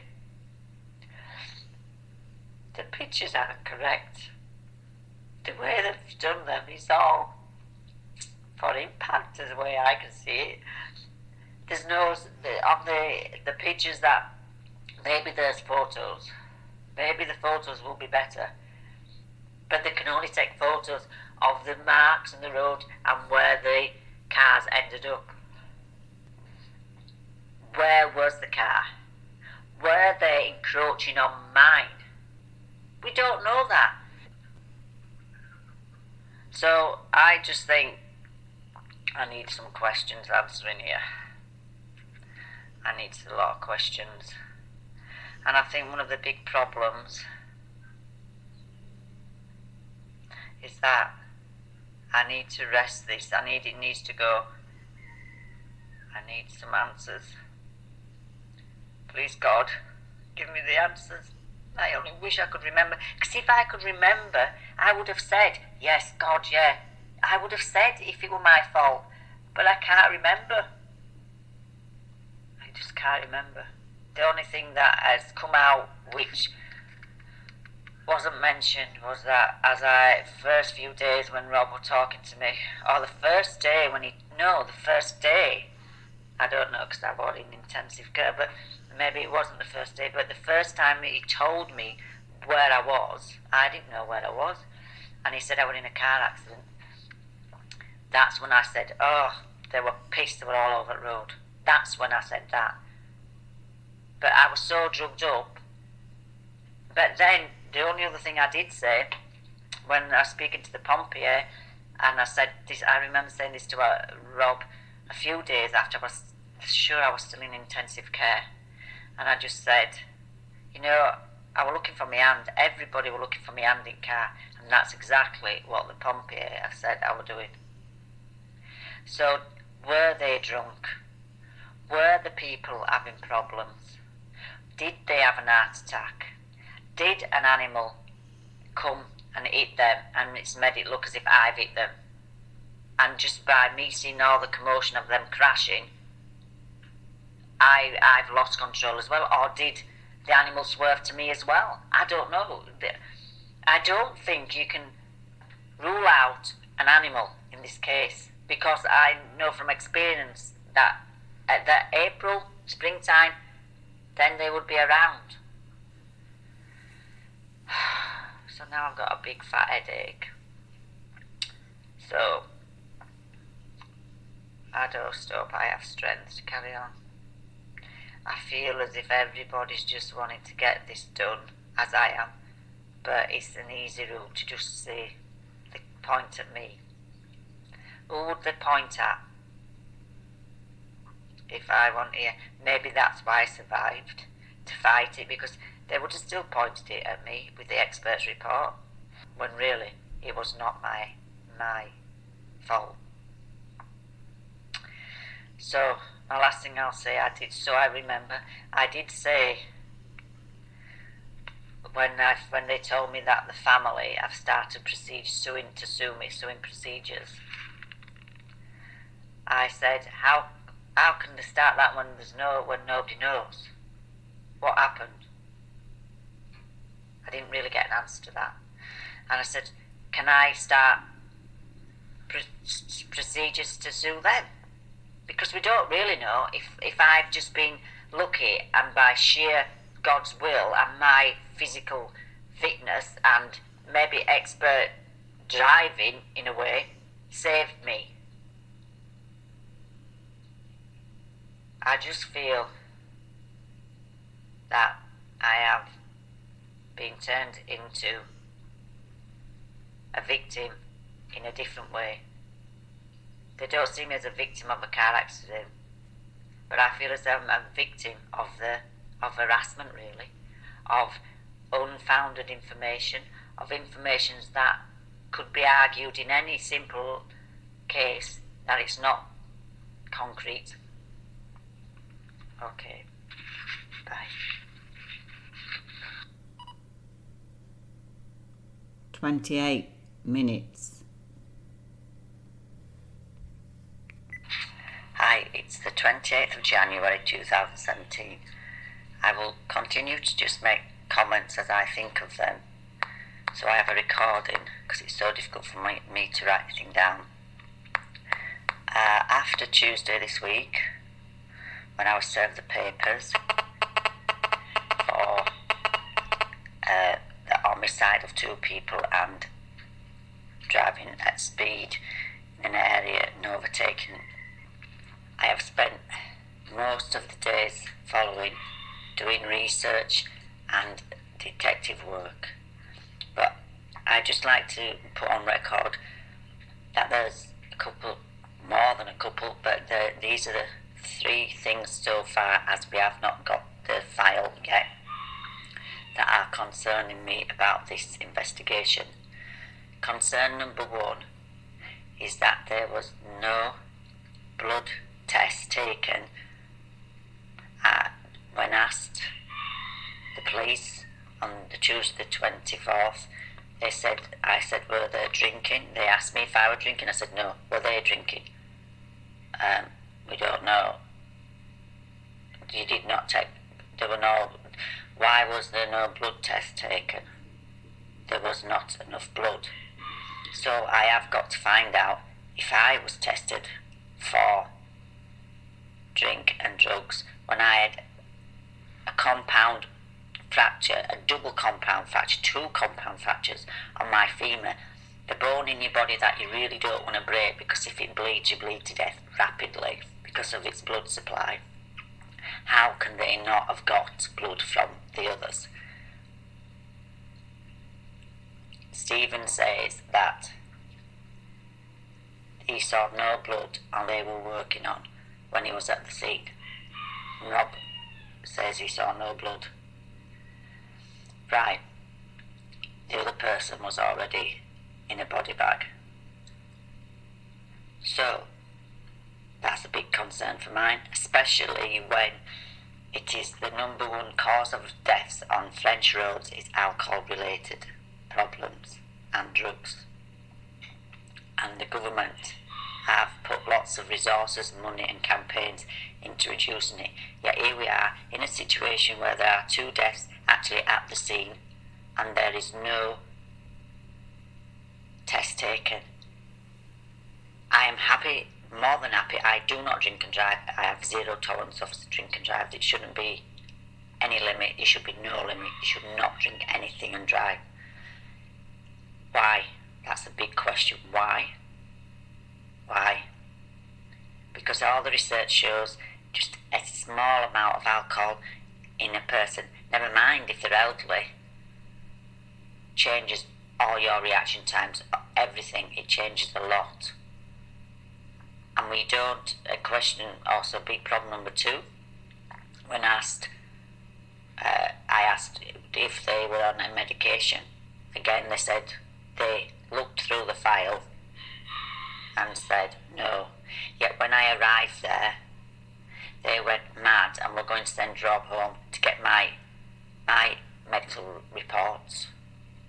Yet they haven't even got the other people's medical report and they're in their 80s. Think about it. If they had been on medication and had had even a small amount of alcohol, that would have made a massive difference, and they were in their 80s. Why have these questions not been asked? 5 minutes.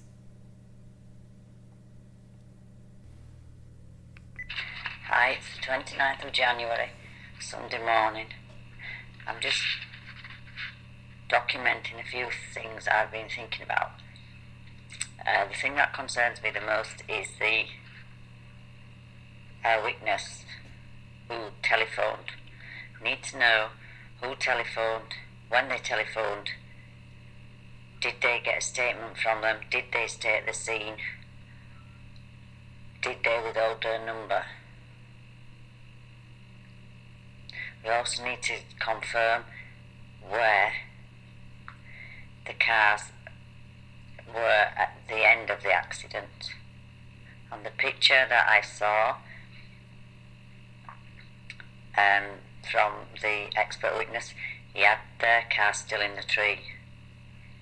If that picture or computer generated photo is no longer in the statement or the witness report, and he has put it where it correctly was, in the edge, away from the tree, that would give me great concern. We need to look at the damage on their car. We also need to consider motorbike. It was spraying. It must have been a warm day because the boys had gone to the beach, and I remember suntan cream and shorts being mentioned, which can be confirmed by the people that took them. So if it's a warm sunny day, then the motorbike riders have been hibernating for the winter. Every year it happens, round about that time, they get out and let their bikes go. How do we know there was not a motorbike involved? Especially on that stretch of road which is really straight so they can let go. Also, if I was travelling at 112 and their car was only travelling at 80 something, how did I not pass them clearly and without touching them out? At that speed, the difference in speed, I was going as fast as they allege I was going. How did I not clear that car? Unless I was trying to get out of a problem. It's all very, very confusing. And the thing that I need the solicitors to get through to the solicitors is that I'm not trying to get out of something. I'm trying to get the truth. If they can categorically prove that I did something wrong and caused the accident, then I accept that. But with what I've seen and the questions they're asking, there's too many doubts. And I don't want that crime on my hands. If it is my fault, I will take that blame. But at this point in time, I feel it's not my fault. I feel there's too many unanswered questions. And the reason they're unanswered is because they've never been asked in the first place. 4 minutes. Listening and reading these recordings of January 2017 was not easy. The pain, upset, fear, hopelessness being real and raw in my voice. A person desperately alone, with no one listening or believing she could even be the victim in all of this. If this state of being had lasted a few months, that would have been bad enough for a person's mental and physical health, especially as they were already in a very poor state from the trauma they had recently been through. But this state of being would last years, with more bullying, lies and corruption being thrown into this situation. I write this now, knowing the facts that I was not allowed to see, now aware of the games that were being played out. But back in January 2017, I was trusting, naive, and searching for answers that my logical brain was asking. The game's methods, even after just 2 encounters with the game's players, the police, though not clear, were already starting to work. I was believing that maybe I had overtaken, but couldn't understand why I would do that. It wasn't how I drove. It was and is a case that if lies, gossip, or a story is told loud enough, long enough, and often enough, people will believe it. The mind game had begun. I was in their spider's web of lies, blame, and condemnation, and the evidence they used to keep me there wasn't even that good. Any fool could see straight through it, but yet, in the recordings, I'm trying to find balance, justice, and answers to get to the truth. It was as if I was the only one concerned about getting the truth. The police, the French family, and even my Allianz solicitor accepting the inconsistencies without questioning the conclusions. So now they had put doubt in my mind. All they had to do was keep pushing it down my throat. Easy. I couldn't understand most of it anyway, and they never gave me anything in English so I could try and understand it. Even my Allianz Insurance Company, a massive multi-million international insurance company, could not even give me a solicitor who could communicate with me. He didn't speak English. Not that it mattered, for he never listened and was dismissive and even rude and disrespectful at times. In the time frame of about 3 years that he was supposed to represent me, I saw him about 5, maybe 6 times. He always kept me waiting and always rushed the meeting, which needed more time because of the language barrier. He was my nemesis, not my guiding force. For such a serious situation, I got very little time with him, and his attitude was he didn't believe me anyway. If I had been him, I would have made some excuse to find out the personality of who I was supposed to be representing, their integrity, their character, and how they drove.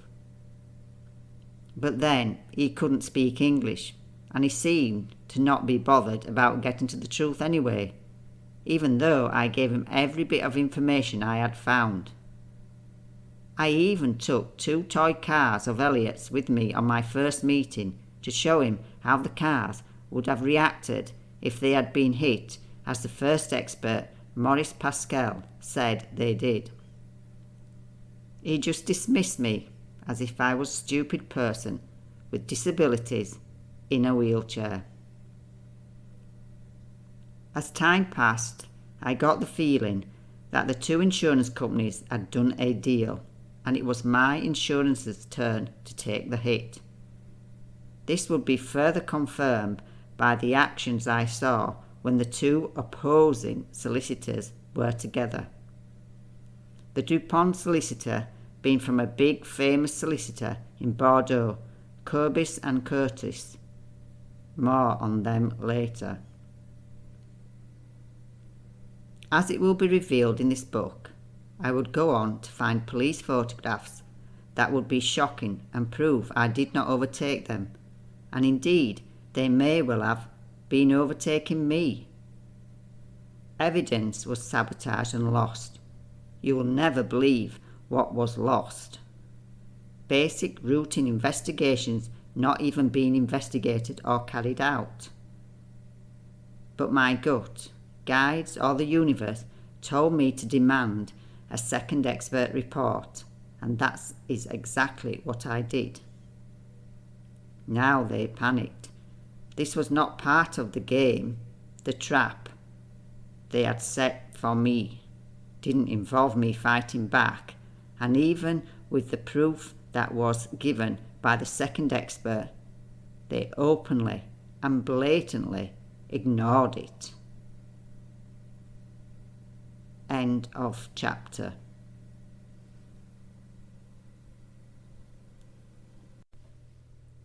Chapter 28.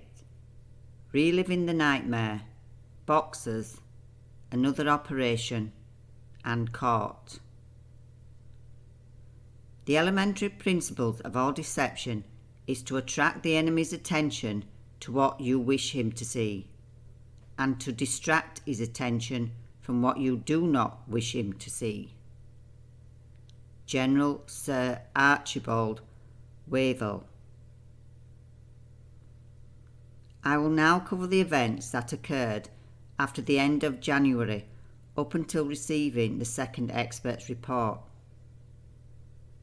The first thing that happened in the beginning of February 2017 was me having a vivid nightmare about my accident. Here is the recording of it.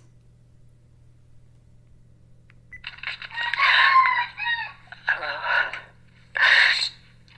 It's early morning. I've just got a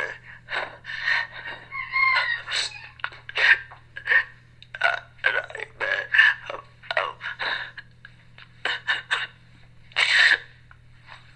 like I can't explain.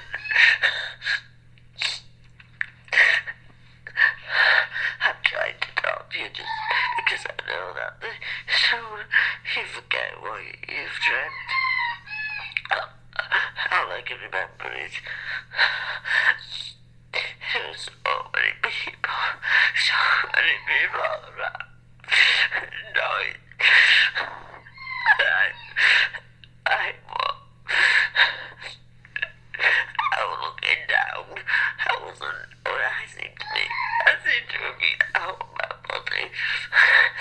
They were looking down.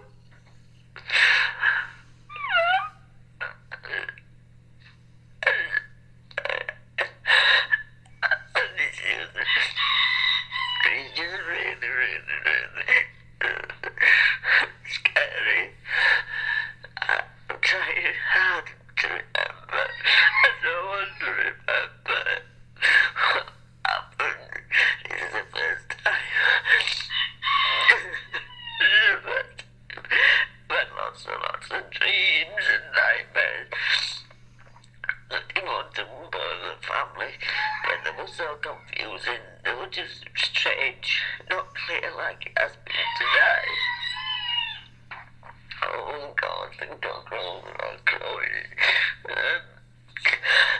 It's just, I want to know what happened, but it just was really, I was there. There were so many people, it was like a busy street. And I sort of kept going. I kept watching myself from above. And I sort of was lifted into fresh air.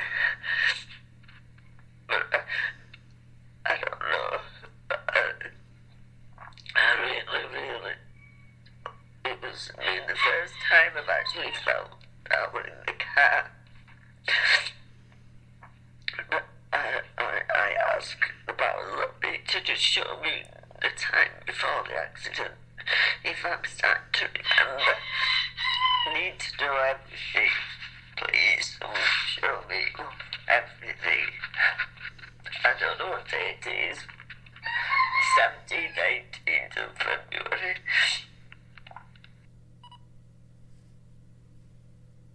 Three minutes. The short recording was extremely difficult to listen to. I was so upset, just as you are as a child when you wake up from a nightmare, lost, confused, and petrified. It's so real and vivid, and you are living the nightmare and can't escape till your mind and body brings you back to your existence on the earth plane. I know I was present and conscious during the accident, and somewhere in my mind that information is stored. But whether I am allowed to access it, I do not know. Once I calmed down, I did 2 more recordings.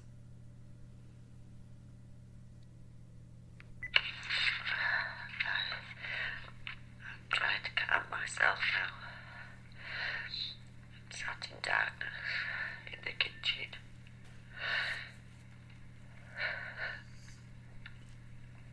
Everybody's asleep. I'm trying to remember. Now I see these lights. The flashing lights everywhere and voices.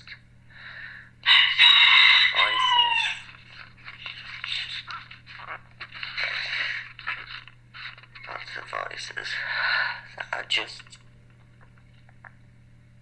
everywhere. I can't really. I can only feel the top half. I can't feel or move the bottom half. I'm struggling. I'm squashed. I can smell earth. Like earthy smell, like I suppose an engine smell when you lift the bonnet up to look under your bonnet after you've been driving.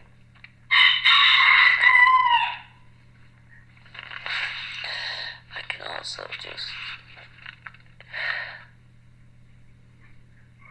hear people.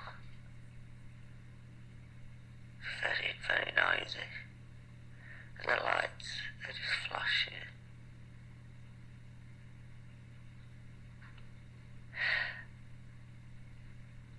I don't know, I seem to be next to a tree, not a tree, edge, grass, I don't know where.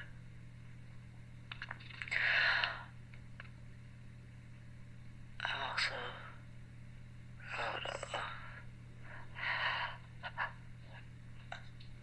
I was trying to stop bleeding. I've got my hand pressed against something. I'm not sure if I can move. I think I can move it. I'm trying to stop bleeding. All I can see blood.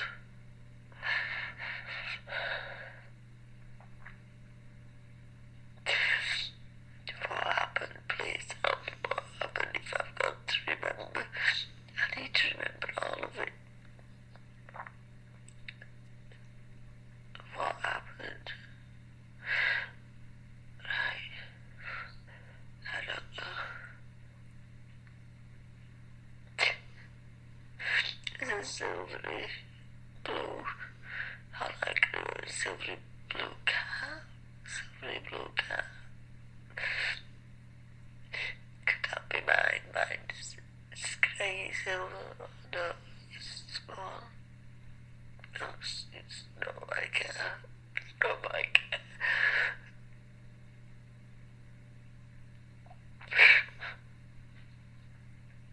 What's happening?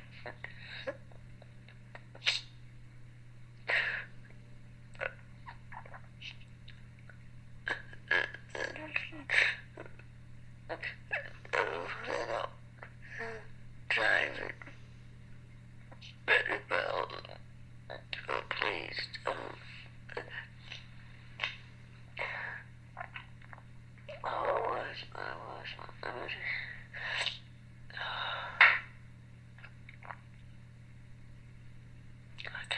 I can't see what happens to them.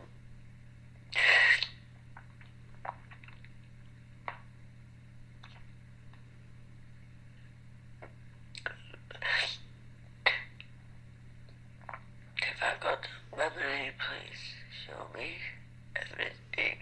I don't know whether I'm going to remember. I'm traveling.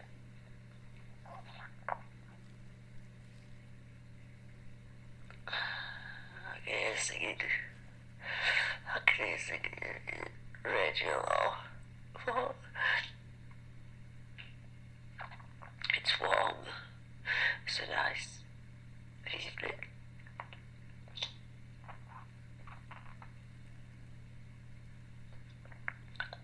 I don't know if I'm singing or the radio's singing. I can't remember. But I can hear singing.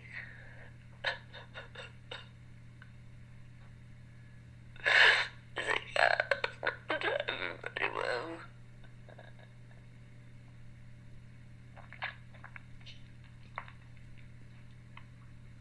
Yeah, I can remember. I can just see a car.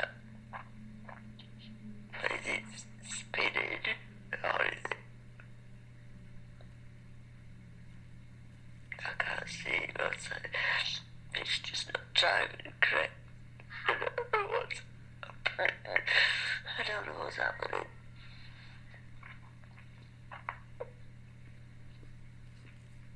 It stopped. There's no brake lights. I don't know why they're weaving. Oh, Peter, it's too difficult.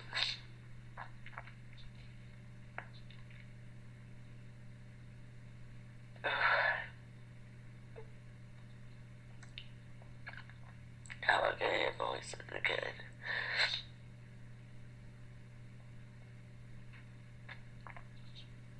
And flashing lights.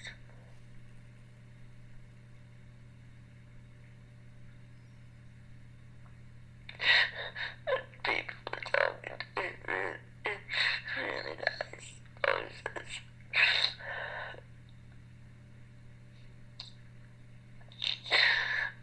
I'm talking. I can't think I can hear my own voice.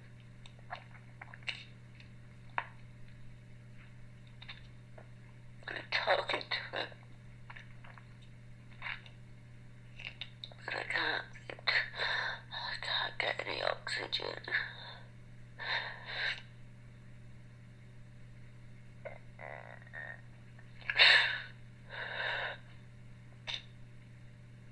I feel as if I'm floating away. I'm floating out of my body. I'm looking down. I'm looking down.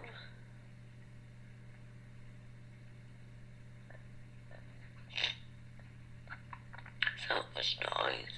So much noise.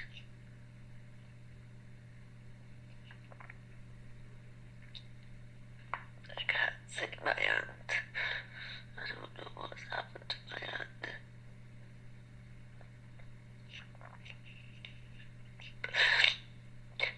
I'm worried about the eggs.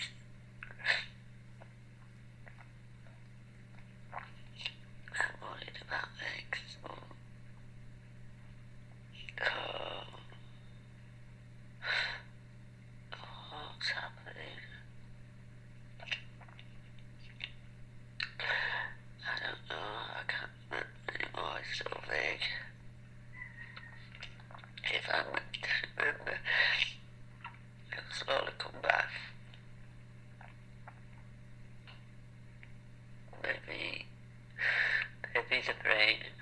Nobody thinks I'm strong enough to take it.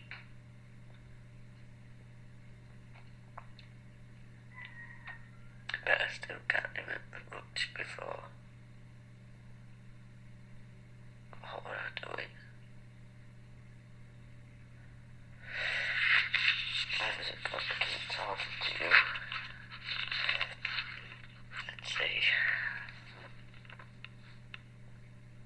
I need to try and go back to sleep now.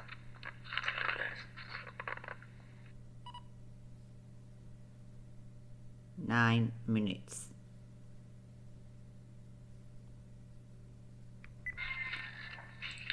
It's still the 18th of February. I'm still sat in the kitchen now having a drink of water. I feel calmer now. I'm just closing my eyes because I'm sat in darkness. Everybody's still fast asleep. Things are flooding back to me.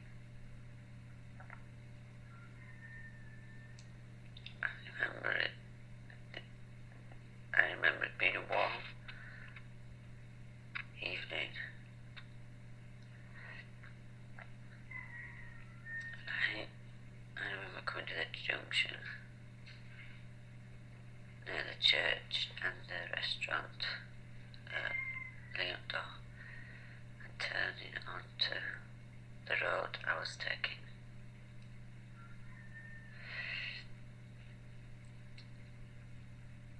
Then,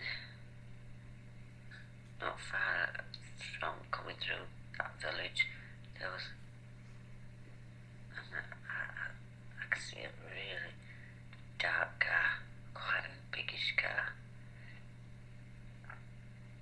coming, and it's really behind me, really up close, but that never bothers me. I just continue, and the speed, if they want to overtake, they can overtake.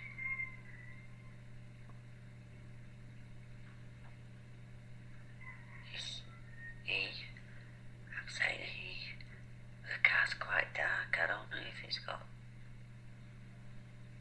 windows that are dark, like darkened windows.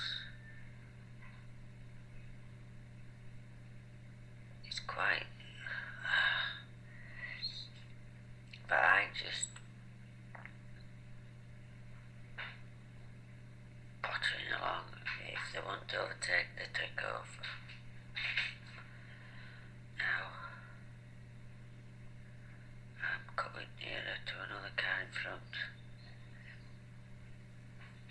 This car is going slower than me.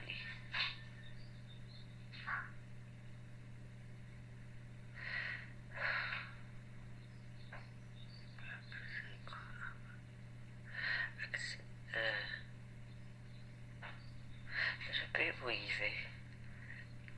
There seem to be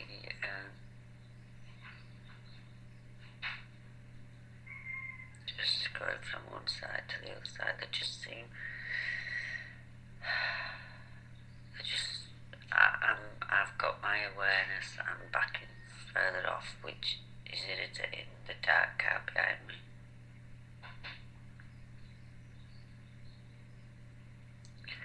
But this car is weaving a bit. I remember thinking, oh, they must be pissed. They've been for a meal and they've drunk too much.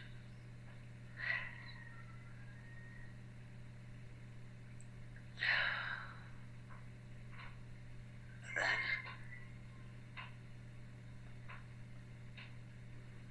the dark cars.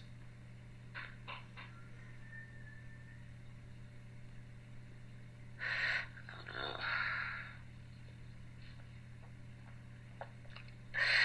Oh gosh.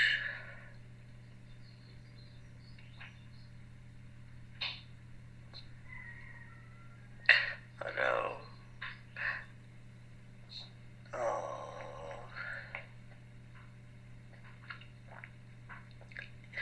He's gone really fast. I don't know. I couldn't really see. I don't like it.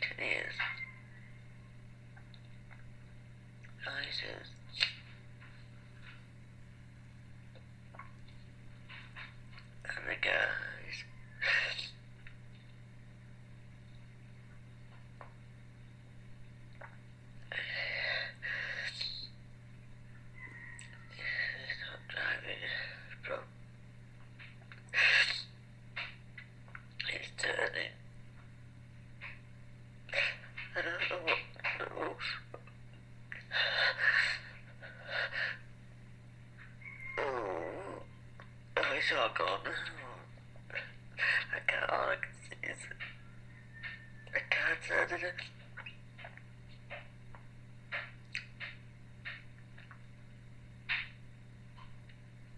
And the other car's closed.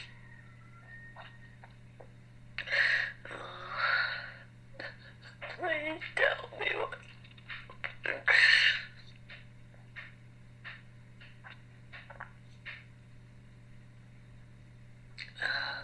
I doubt. I hear voices.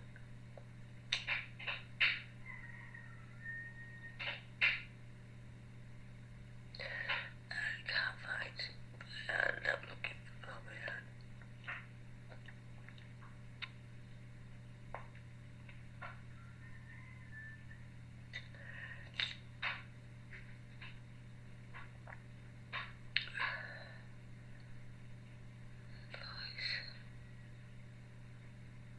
It's a child. It's a male voice.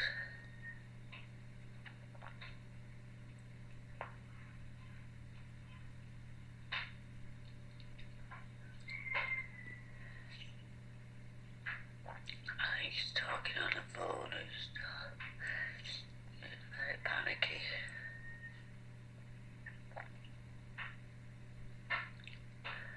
Oh God, I hope I remember more.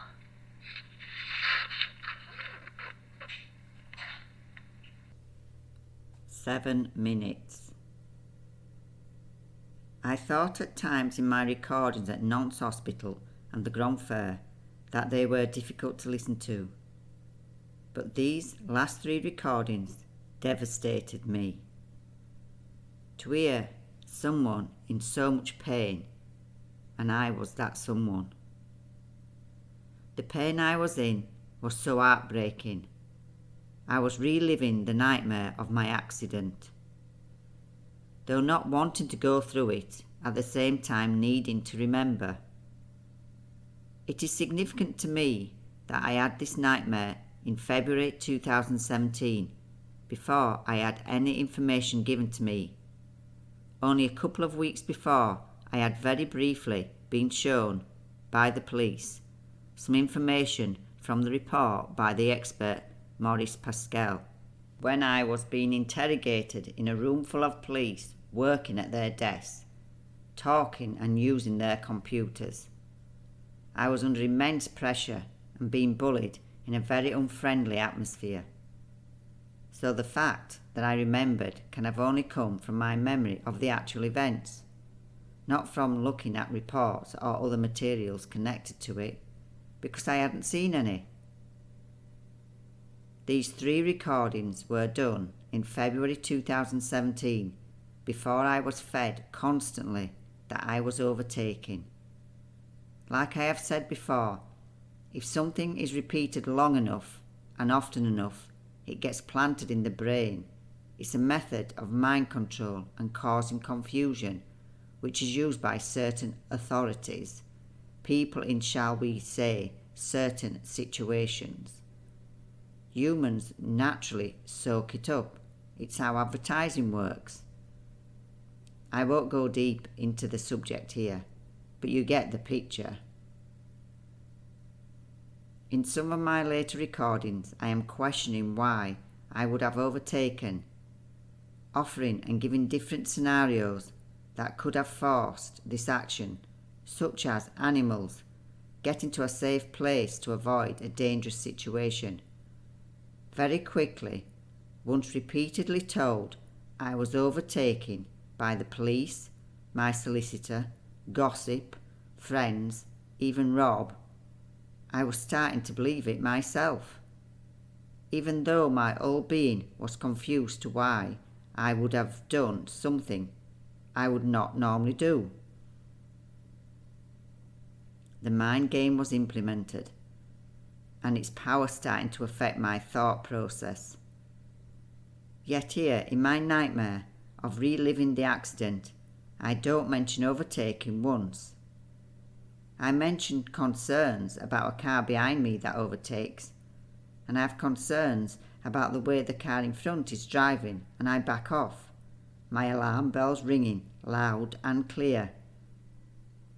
No thought or attempt to overtake. Then I go into vivid detail of being trapped in my car. Remember, I was awake throughout this horrific ordeal.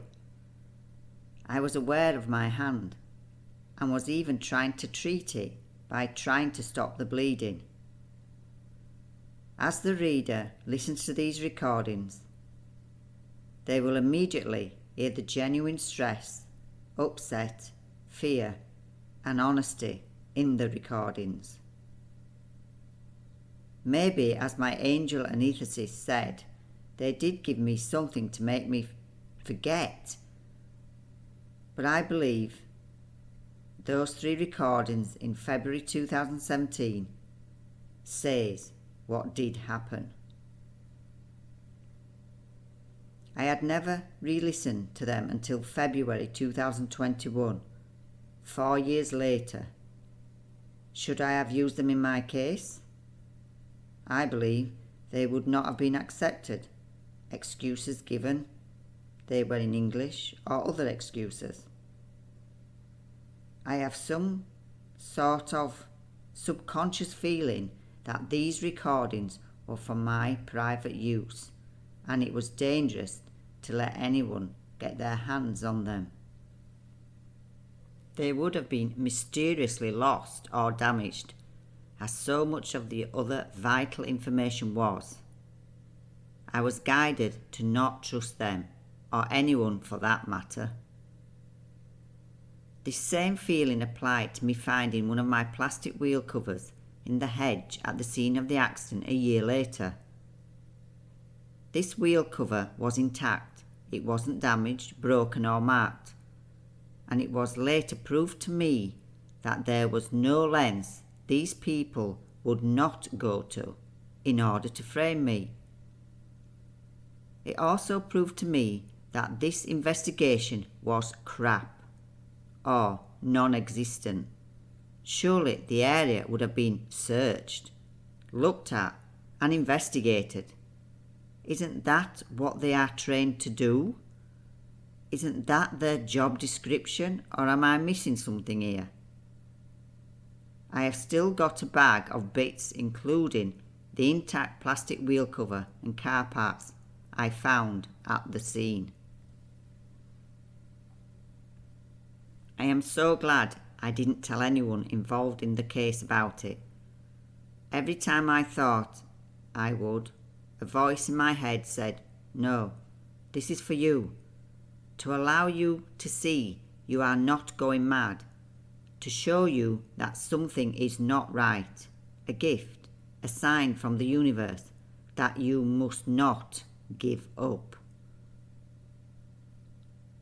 What happened in the following years just proved to me that if they had got their hands on any of this, it would have been lost on purpose. This perfect plastic wheel cover off my car was my confirmation that I did not kill 2 people. My confirmation they could not destroy with their games and words. My confirmation and guidance from an honest and loving energy that was beside me in my car, in ICU, trauma, plastics and the Grand Fair. My team who would guide me and never leave my side, guiding me as I put pen to paper with my non-writing left hand, guiding me to give hope to others that eventually the truth is exposed, and with every exposure the powers of cruelty and dishonest energies are weakened, and one day they will be powerless. As I write this in March 2021, another sign was given to me.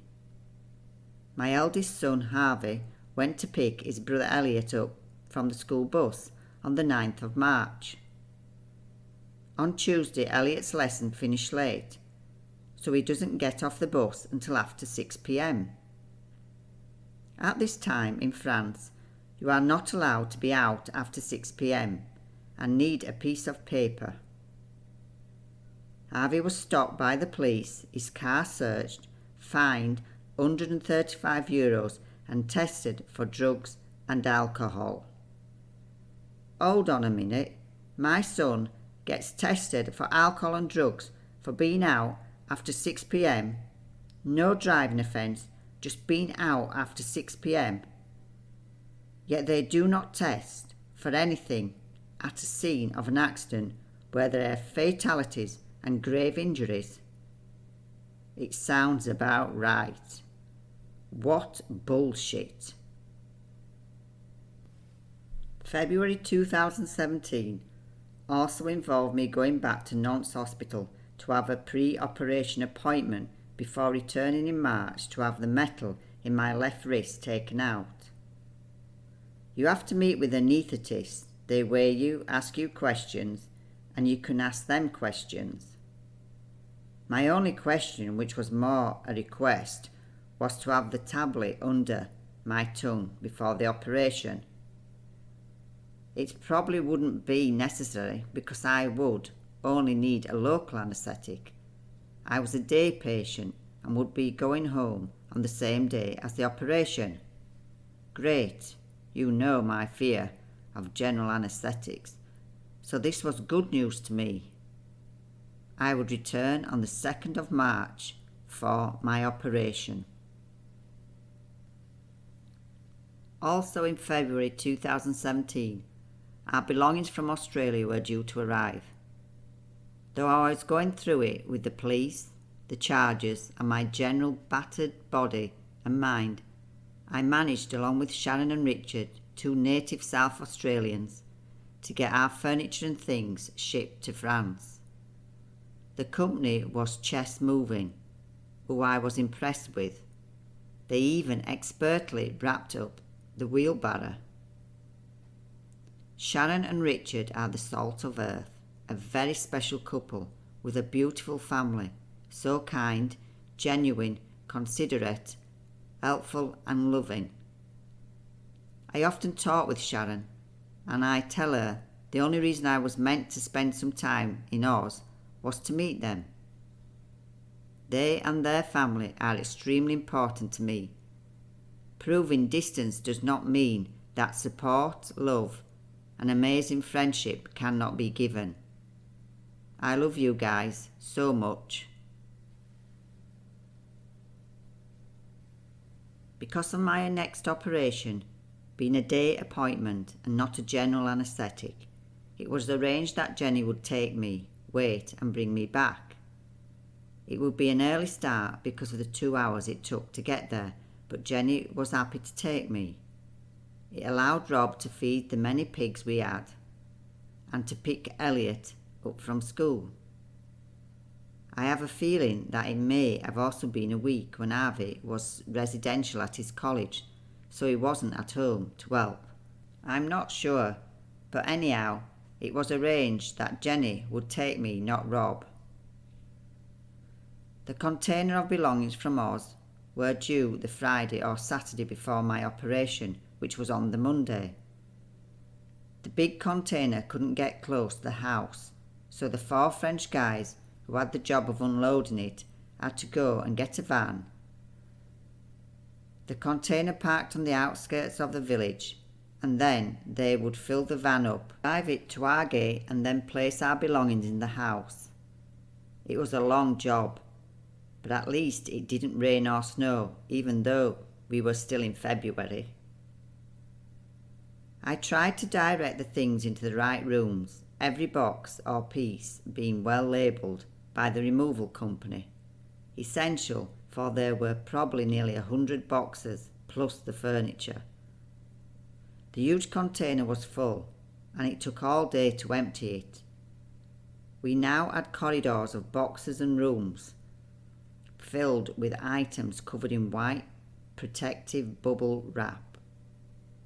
Just another little job for me to deal with. I talked to myself not to panic with the tasks that faced me, and that I couldn't open anything because I was about to lose the use of my hand in a few days. Seeing as it was my only hand, if I wanted any sort of independence and function from my left hand, I hadn't to push it post-operation. That's if it was a successful operation. I prayed hard to my team that it would be, and they would watch over me and guide me. I think this team of mine has a very wicked sense of humour, because the odds of what happened next was very high and very unlikely. But I took it with an element of disbelief, a sign, guidance, humour, and love to encourage me. So now the house is packed with boxes and wrapped up furniture. You couldn't move. There were pathways left to squeeze past, but that was all. I said we couldn't start unpacking any boxes until I can get upstairs and organise some place to put the contents. I still wasn't going upstairs. It was too dangerous. I was looking on the hallway at the writings on some of the boxes. One said toys and games, so I thought I will open this one and then Elliot or Harvey might have some of their things that had been left behind. This box was on top of another, so I couldn't see into it. But once opened, I reached up and put my hand in and pulled out the first thing I touched. What I pulled out was something that Elliot had got for his trick-or-treating when it had been Halloween. I pulled out a plastic arm with the image of blood and bone painted on one end of it. I looked up and said, "Nice one, very funny, but it's the wrong one. I need a right one, not a left." Out of about 100 boxes, that was the only one I opened, and that was the first thing I touched and took out. Mad, right? A few days later, I was up early to be ready for the operation.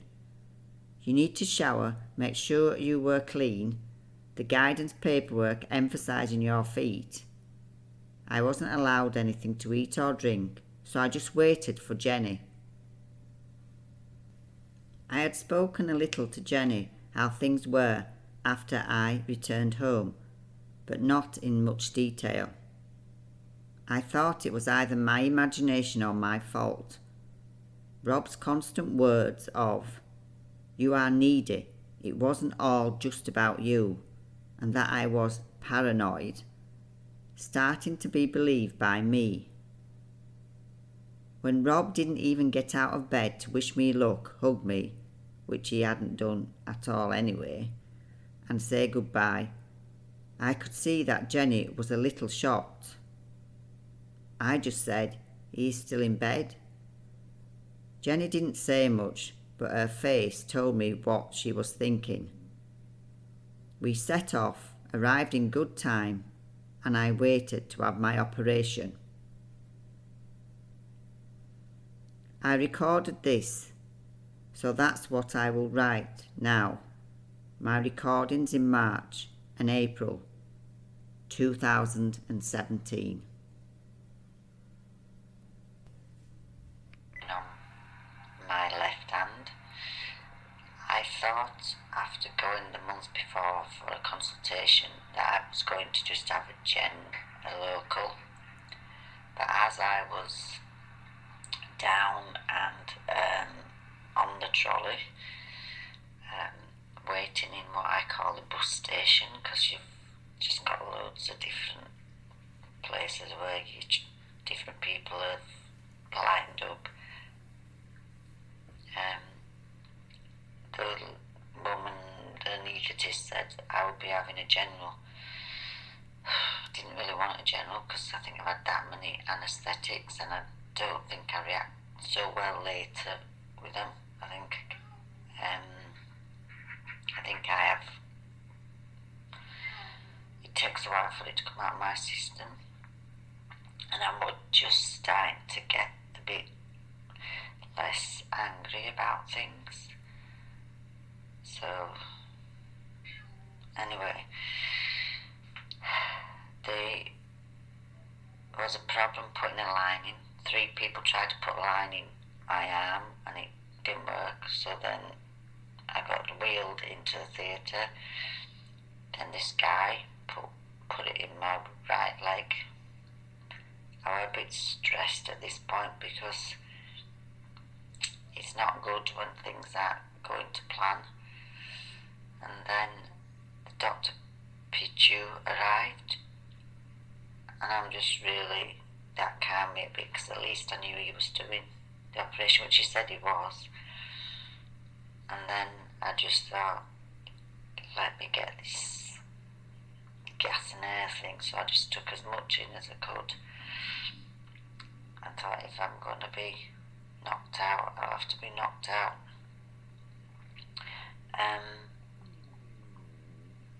I don't know, I went down about 12:30 and come up about 3:30. Jenny took me, I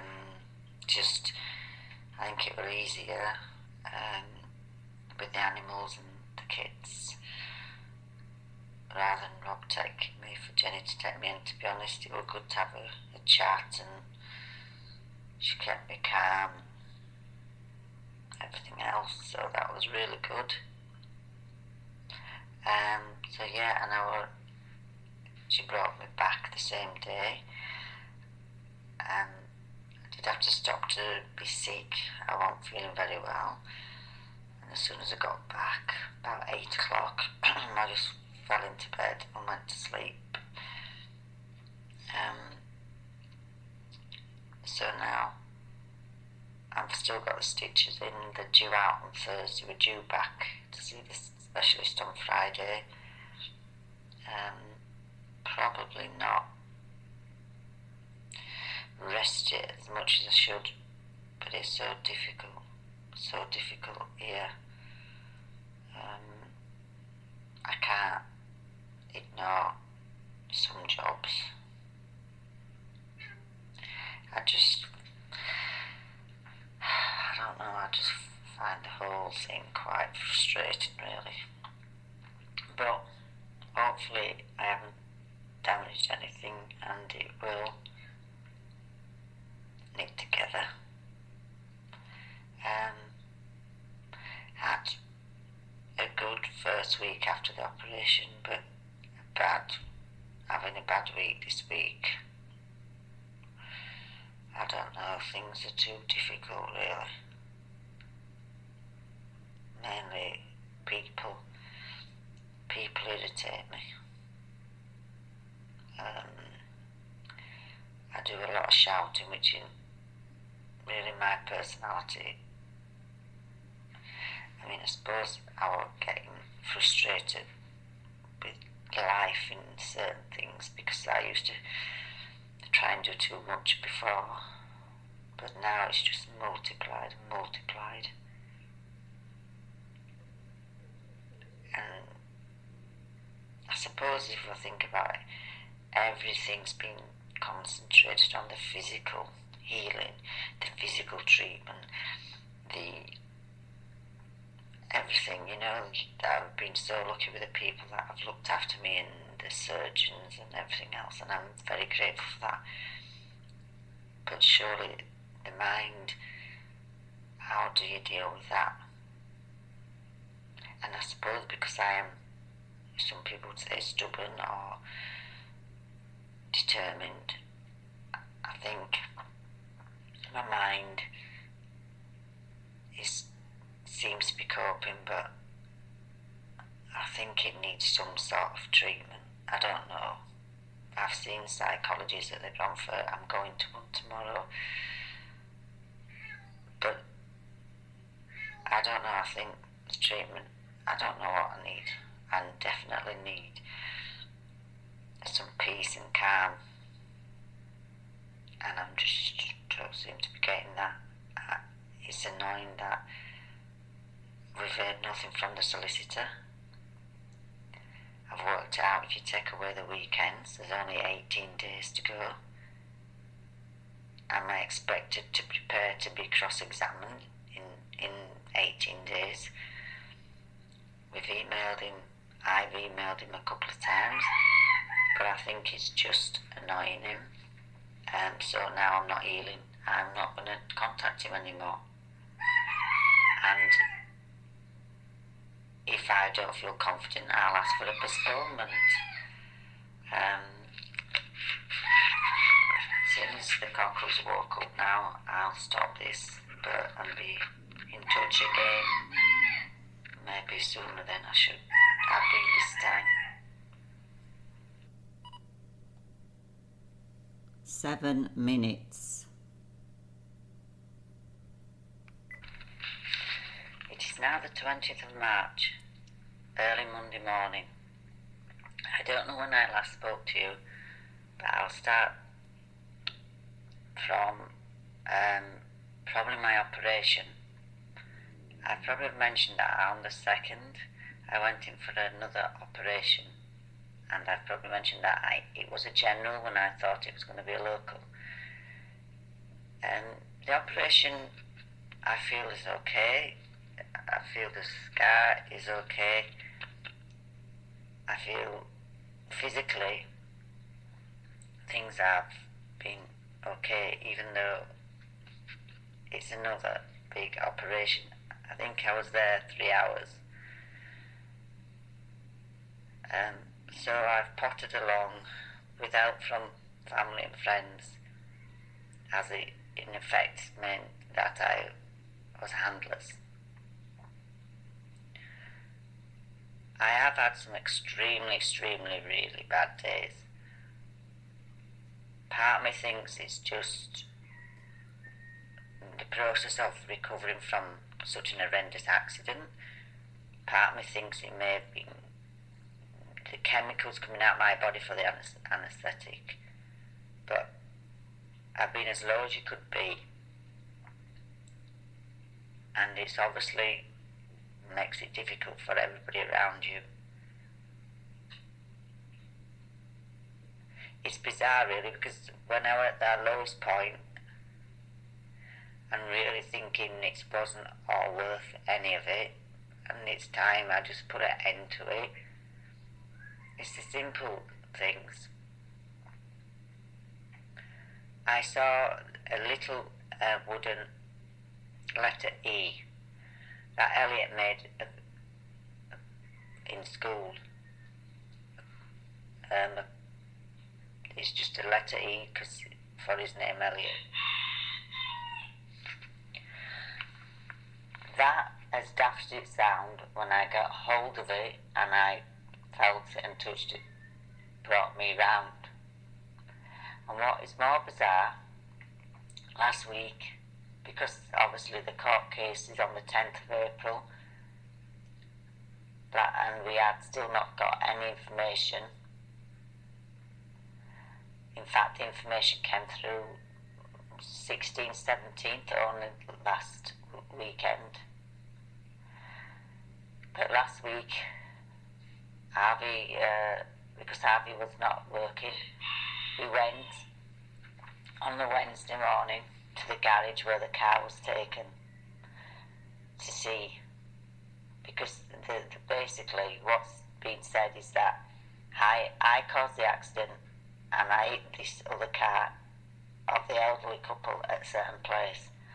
While I was in the Grand Fair, Harvey and Rob went to the garage and took some photos randomly, mainly so at a later date they could show me the car, not knowing that I was getting the blame. So it was a 16-year-old lad taking photos of his mum's car, not taking photos for a specific reason or a defence or anything like that. And on these photos, the exact spot where they say the contact was made is barely affected. But last week when we went, and this is quite a frustration for me, the car had been violated in a way. They'd moved the car, there was big red scratches against the back spot where there was supposed to be impact. The plastic wheel covers have been removed, don't know where they are, and it was being used as a storage for other car bits. The guy who was there was really good. It's obviously just that the police or whoever have said it's done with. But it's the only evidence that they're using in this accident where 2 people died. The guy was really informative. He actually, by sheer chance, attended to me first at the accident. So we got lots of info. Well, not lots of information, but some information. It's difficult in the French because he spoke quite rapidly. But basically, he told me my hand was in the tree, that he was first there. He thought I was the passenger because he didn't realise it was an English car. And the steering wheel had gone. I just kept saying my hand. So this guy doesn't speak any English, but I'm sure he remembered that to the day he died. And that there was a 15-year-old kid just stood staring at me, who had probably come across the accident, just going through the same road. He had to attend to the guy because he was in shock, and then he attended to me, and then attended to the guy, and then came back to me. So that was information. Then I had some really bad days. Thursday and Friday was horrendous days for me. I don't know, thinking about it, maybe it could have been a flashback, maybe it could have just been, again, my body trying to process the whole thing that's happened to it. So I didn't check my emails, and then for some reason I just checked them. I came round quite a bit, mainly because Elliot came home on Friday and was really upset because somebody had really been nasty to him on the bus and shouted and sweared at him, and he was in tears. And so that brought me round a bit and brought me back to planet Earth, I suppose. So I started to function again. But so now the situation is, I've spent the weekend looking at the file. I think it's in absolute importance that I get another expert's witness report done. Even though the car has been violated, I have a right, because it's the police that have paid and asked for this report. There is loads and loads and loads of things that are shocking in this file. One of the biggest shocks is that the son of the family, within 48 hours, on the 5th of April, was in a court in Cognac, starting procedures to sue me for his damages. He had to make a statement of how I hit the car. They hadn't even instructed an expert witness at that point. So where's this information come from? How can he even say that I hit the car when there's no evidence, there were no witnesses, nobody there? So that is annoying, to say the least. And what sort of person is he? What sort of character is that person who can do that? He can't have even buried his parents, and he's in a court. Normally, a normal person with any normal feelings would be in so much shock and upset, would be surrounded, his family would be generally not able to function, will be just in a daze for days. But no, this guy can go and make a statement totally made up and start to sue me. But there is lots of things I'm going to spend a lot of time going through things. The experts' reports, it seems as if there is lots of things missing. For example, he circles a bit on the road where he says the place of compact, the accident, the place of the accident. But on that circle, which is quite large, it's on equal sides of the road. So, as I have maintained from day one, I did not cause that accident. I do not drive how they said they drive. I have never had an accident, and I would not drive that way. And I would not have overtaken unless there was some serious problems with the car in front, if in fact they were in front. To me, it's just, there's lots of things which I probably will keep talking to you about. They took a photo of my speedo saying I was stuck at 112. Then in the expert witness, I'm down at 106. They have said that they were doing 83, but do not tell us how they know they were doing 83, because they said that they couldn't. Well, they haven't included a speedo photo. There are 13 photos of their car and 14 photos of mine, and one of which is the speedo. Yet on another list of the car make and everything, they've got the dates, the years and everything. They were in a Peugeot partner. Their car was 2004, our car was a Seat Alhambra. Our car is 2003. It's only a year's difference. Ours had at least 160 on the clock. Theirs had 21,000 on the clock. But on the place where our mileage would be put, it says it's not possible. But yet there is a photograph of the speedo, quite clear, with something across the middle. Was that placed there before the photo so they couldn't see the speed? You need a torch probably. If it has gone out, you need a torch. Why have they not put my mileage down? If that couple bought that car in 2004, new, and it's only got 21,000 something on the clock, then they do not drive. For a reason, they do not drive. If it's their second car and they use another car more, then that's another reason. They are not used to that car. But I feel that it is more likely that they just don't drive. And yet, they've taken on, and we don't know because there's no information of what they did before the accident. They said they visited some friends in Saint-Pompin, and that's it.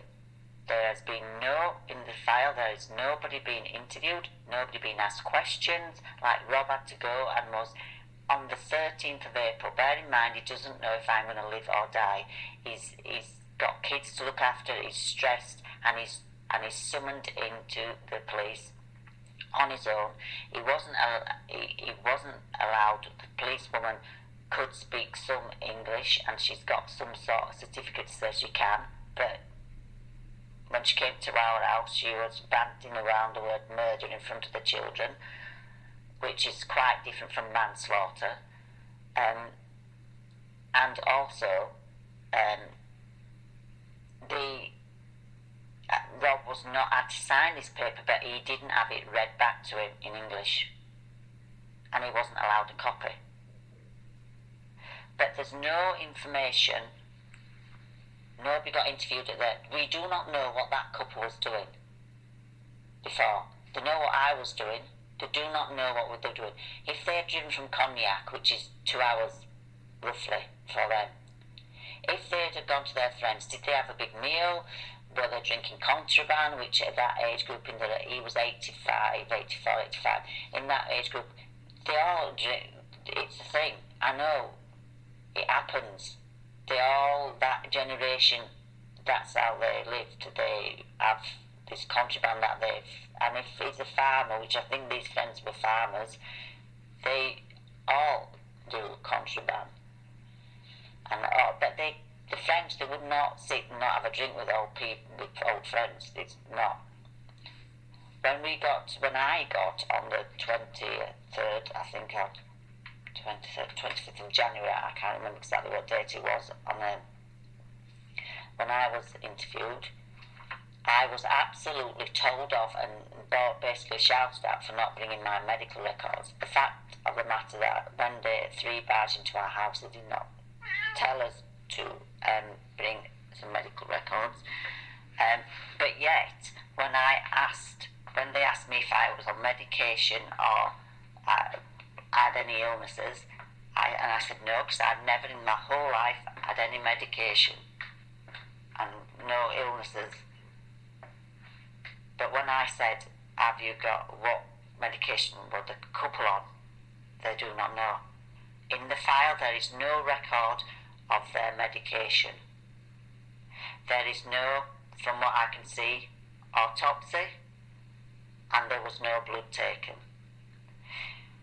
I have a strong feeling that this character, the son, knows something. It is probably general knowledge within the family and friends that this guy should not be on the road. He may have little accidents before. Again, we do not know. Has he had little bumps all the time? Is that why his mileage was so low? I believe that he thought, gosh, one, because I believe his work is an accountant, or his strength's an accountant. Did he feel he had to get in and sue me before I found out information about the way his father drove? Because it's just not right to do it within 48 hours. And I believe that he didn't even get to know about the accident till the Sunday afternoon. So how come they weren't in contact with his son? His sisters, they were on the way to his mum's sister. Why could they not contact him? It's all these things are strange. So to me, it's a big fight, a difficult fight, a fight that I hope I have the strength to go through. At times I think I'm not physically fit to get through this court case. But then, what would have happened if I had not survived?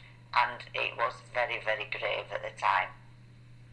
I think it's only the will of God is that I'm alive, and the experts at the hospital and all the people that attended to me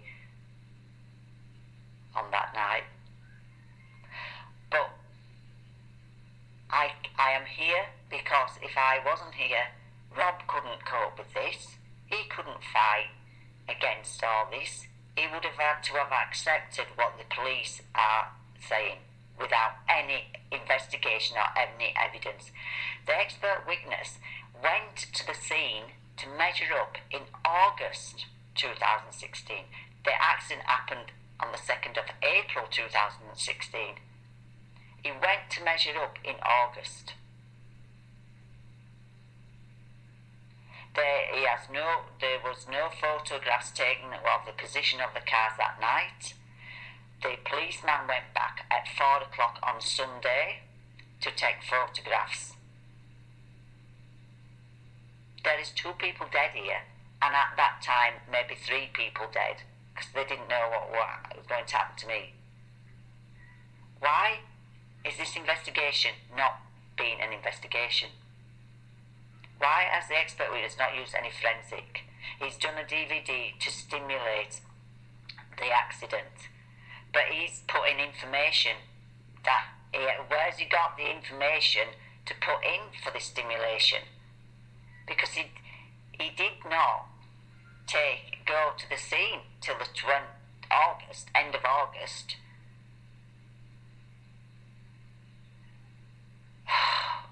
But I will continue to say I have got to read and read and read and read.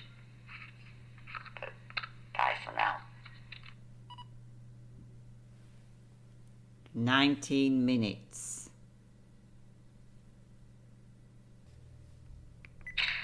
It is the 10th of April 2017, the day of the criminal court hearing. The day I've got to go before the judges and be tried for the accident. All the evidence, the expert witness, the police report, and now a judge from Bordeaux for the family is against me. They're all saying that I overtook this vehicle, cut them up, pulled in, and caused the death of these people. And I did this aggressively and at speed. The last months, 2 months, has been difficult. First and the 2nd of March, it was the operation. The surgeon is excellent, but I feel that the stresses and the anaesthetic, which was the general, stain my system and make it difficult, make me have very bad mood swings and make it difficult and very down really. But then I had to work hard because middle of March, towards the end of March, it must have been the beginning of March, I can't remember. Just after the operation, I had the operation first, and then we went to the solicitor. So I'd worked really hard and studied the expert witness and found out a number of things. Mainly that it is alleged that my back right tyre and the front bumper cum wheel arch cum tyre is a point of collision, and rubber marks were found. But if you really think about it, it is impossible to turn the back wheels. The only way that any rubber marks could be made would be indeed Peugeot turning and drifting into my lane and touching me. I've tried to get this through, and loads of other problems, such as the fact that the expert witness documented twice that there were 3 dead. The simple things like this puts doubt into the expertise, its quality of work, lots of things. This is a really serious situation, and the fact that he cannot even get the amount of people dead right is very concerning. So I asked the insurance, Mr. Irving, who has really been really kind, and he commissioned another expert. The expert's report only came late Friday before the court hearing, but the difference is amazing. Professionally, quality, scientifically, physically, in the physics sense, in a totally different league. So we tried, it's all in French, we tried to work it out, or I tried to work it out, and it basically concludes that there is no possibility that through the analysing the tyre marks on the road, there is no possibility that our car, the Seat, could have come into the Peugeot. The only possibility is that the Peugeot has turned left, his wheel left, and then rapidly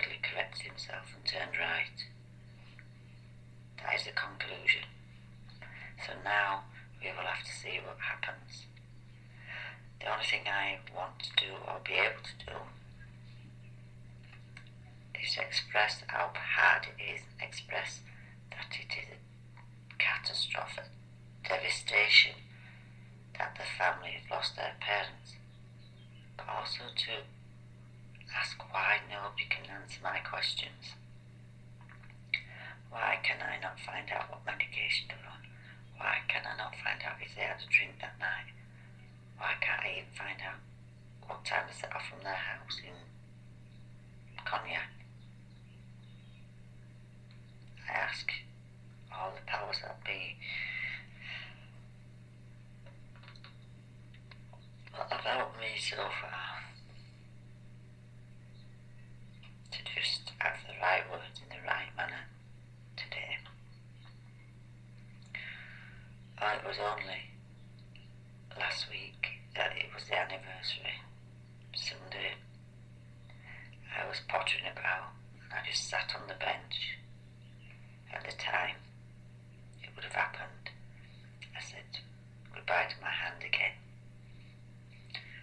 I asked the Lord that the two people were okay and they didn't suffer. But it was a very strange time, and every year for the rest of my life, the 2nd of April, around 8:30, I will probably have a minute's silence for my hand and for the people. So now I'm going to get ready. Claire is coming, Mark is coming, Harvey is coming, Jean-Louis is coming. I then think Callie and her mum's coming, and Phil and Sharon are coming. So I'm not too scared here, maybe when I enter the building, but at least somebody other than me believe I didn't do this accident. That's the only thing I want, the truth.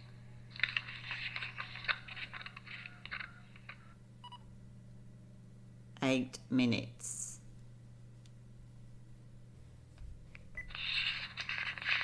It's Friday the 17th of April.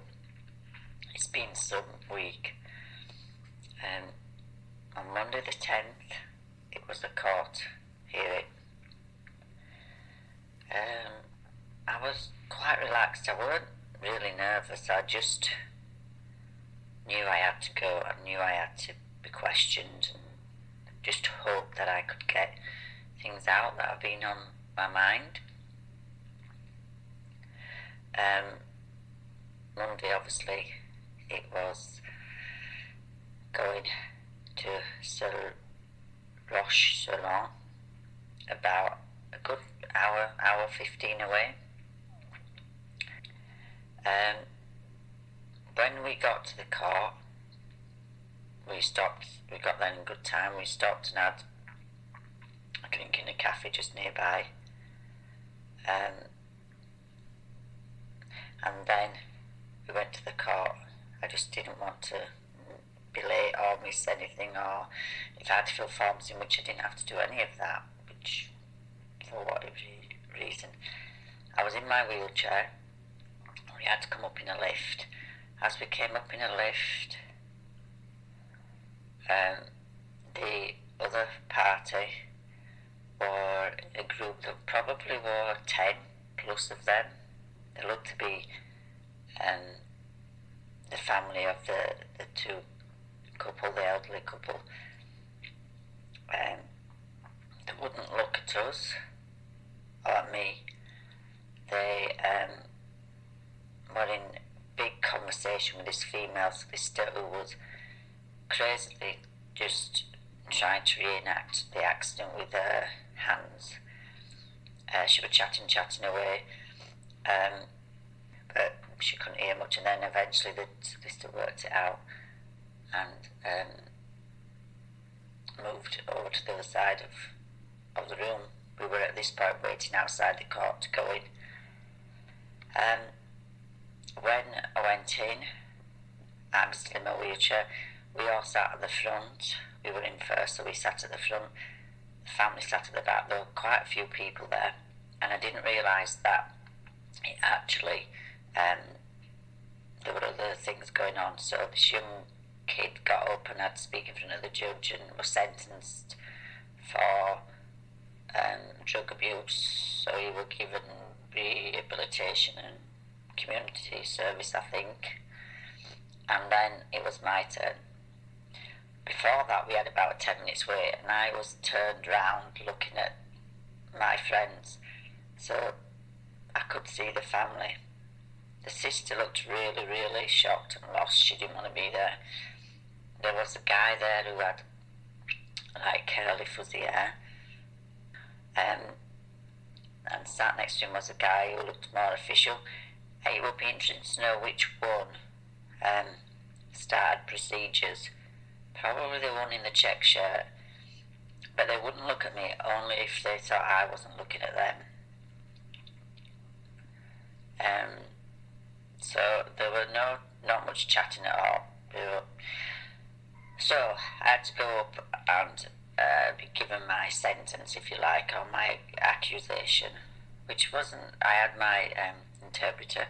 I didn't say much. I just listened because I didn't really agree with what he was saying anyway. So I thought I'll just listen and acknowledge with a slight nod. And then he went on to explain that there's an expert's report who says blah blah blah that I at speed 112 kilometres, they were doing 83, overtook blah blah blah and caused the accident. Then he said, but we have another report which is a national level, I think that's what he said, and it cannot be ignored, and this says basically that I could not have possibly caused the accident, and it wasn't the overtaking that caused the accident, but them drifting into me and then rapidly going right. So he said today could not possibly start to make judgment, and that he was considering a third expert or a group of people at the top level to come and look at this. He then went away, said he had to decide, so I went away for 10 minutes. At that stage I'm still sat in my wheelchair on the podium, but we just waited there. Rob came, we just waited there. I couldn't really see anybody, but we just sat, waited there.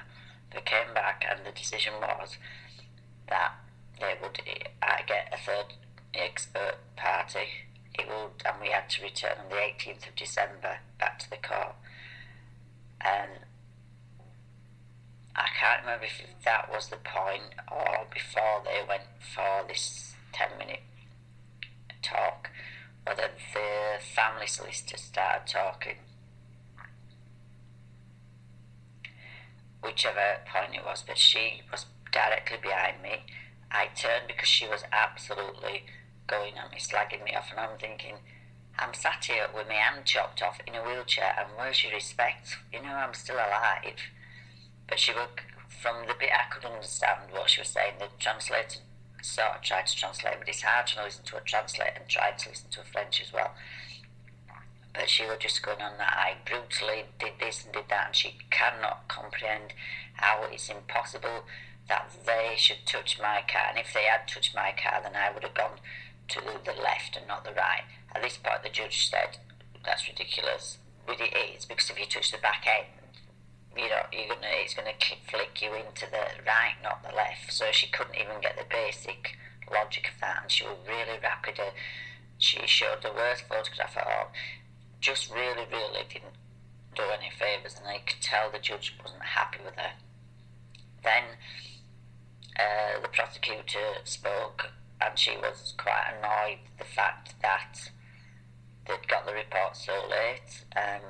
She sort of gave our solicitor a bit of a rollicking about that, but he explained that, for whatever he explained, he did come forward to the judge and talk, but very briefly, just saying that he agrees that they should have a third investigation. So that was it. About an hour in court, Still uncomfortable uncomfortable is the wrong word. I wasn't uncomfortable. When they were arguing with each other, especially the prosecution, and I'm just sat there thinking to myself, it's not about people, it's about an insurance company and an insurance company, and it's about a solicitor and a solicitor, and basically I'm sat in the middle of them, and do I count anymore? And that gave me sadness, and I looked and I thought, I'm not going to cry. Apparently the female judge looked at me constantly with empathy, so Claire and Shannon say. There were two other male judges. The one on the end, towards the end, started looking at me, and the middle one, I found him quite fair. He said okay. As we were adjourned and you were left, I did look up to them and say, "Merci beaucoup," and they acknowledged me, waved and said, "No problem."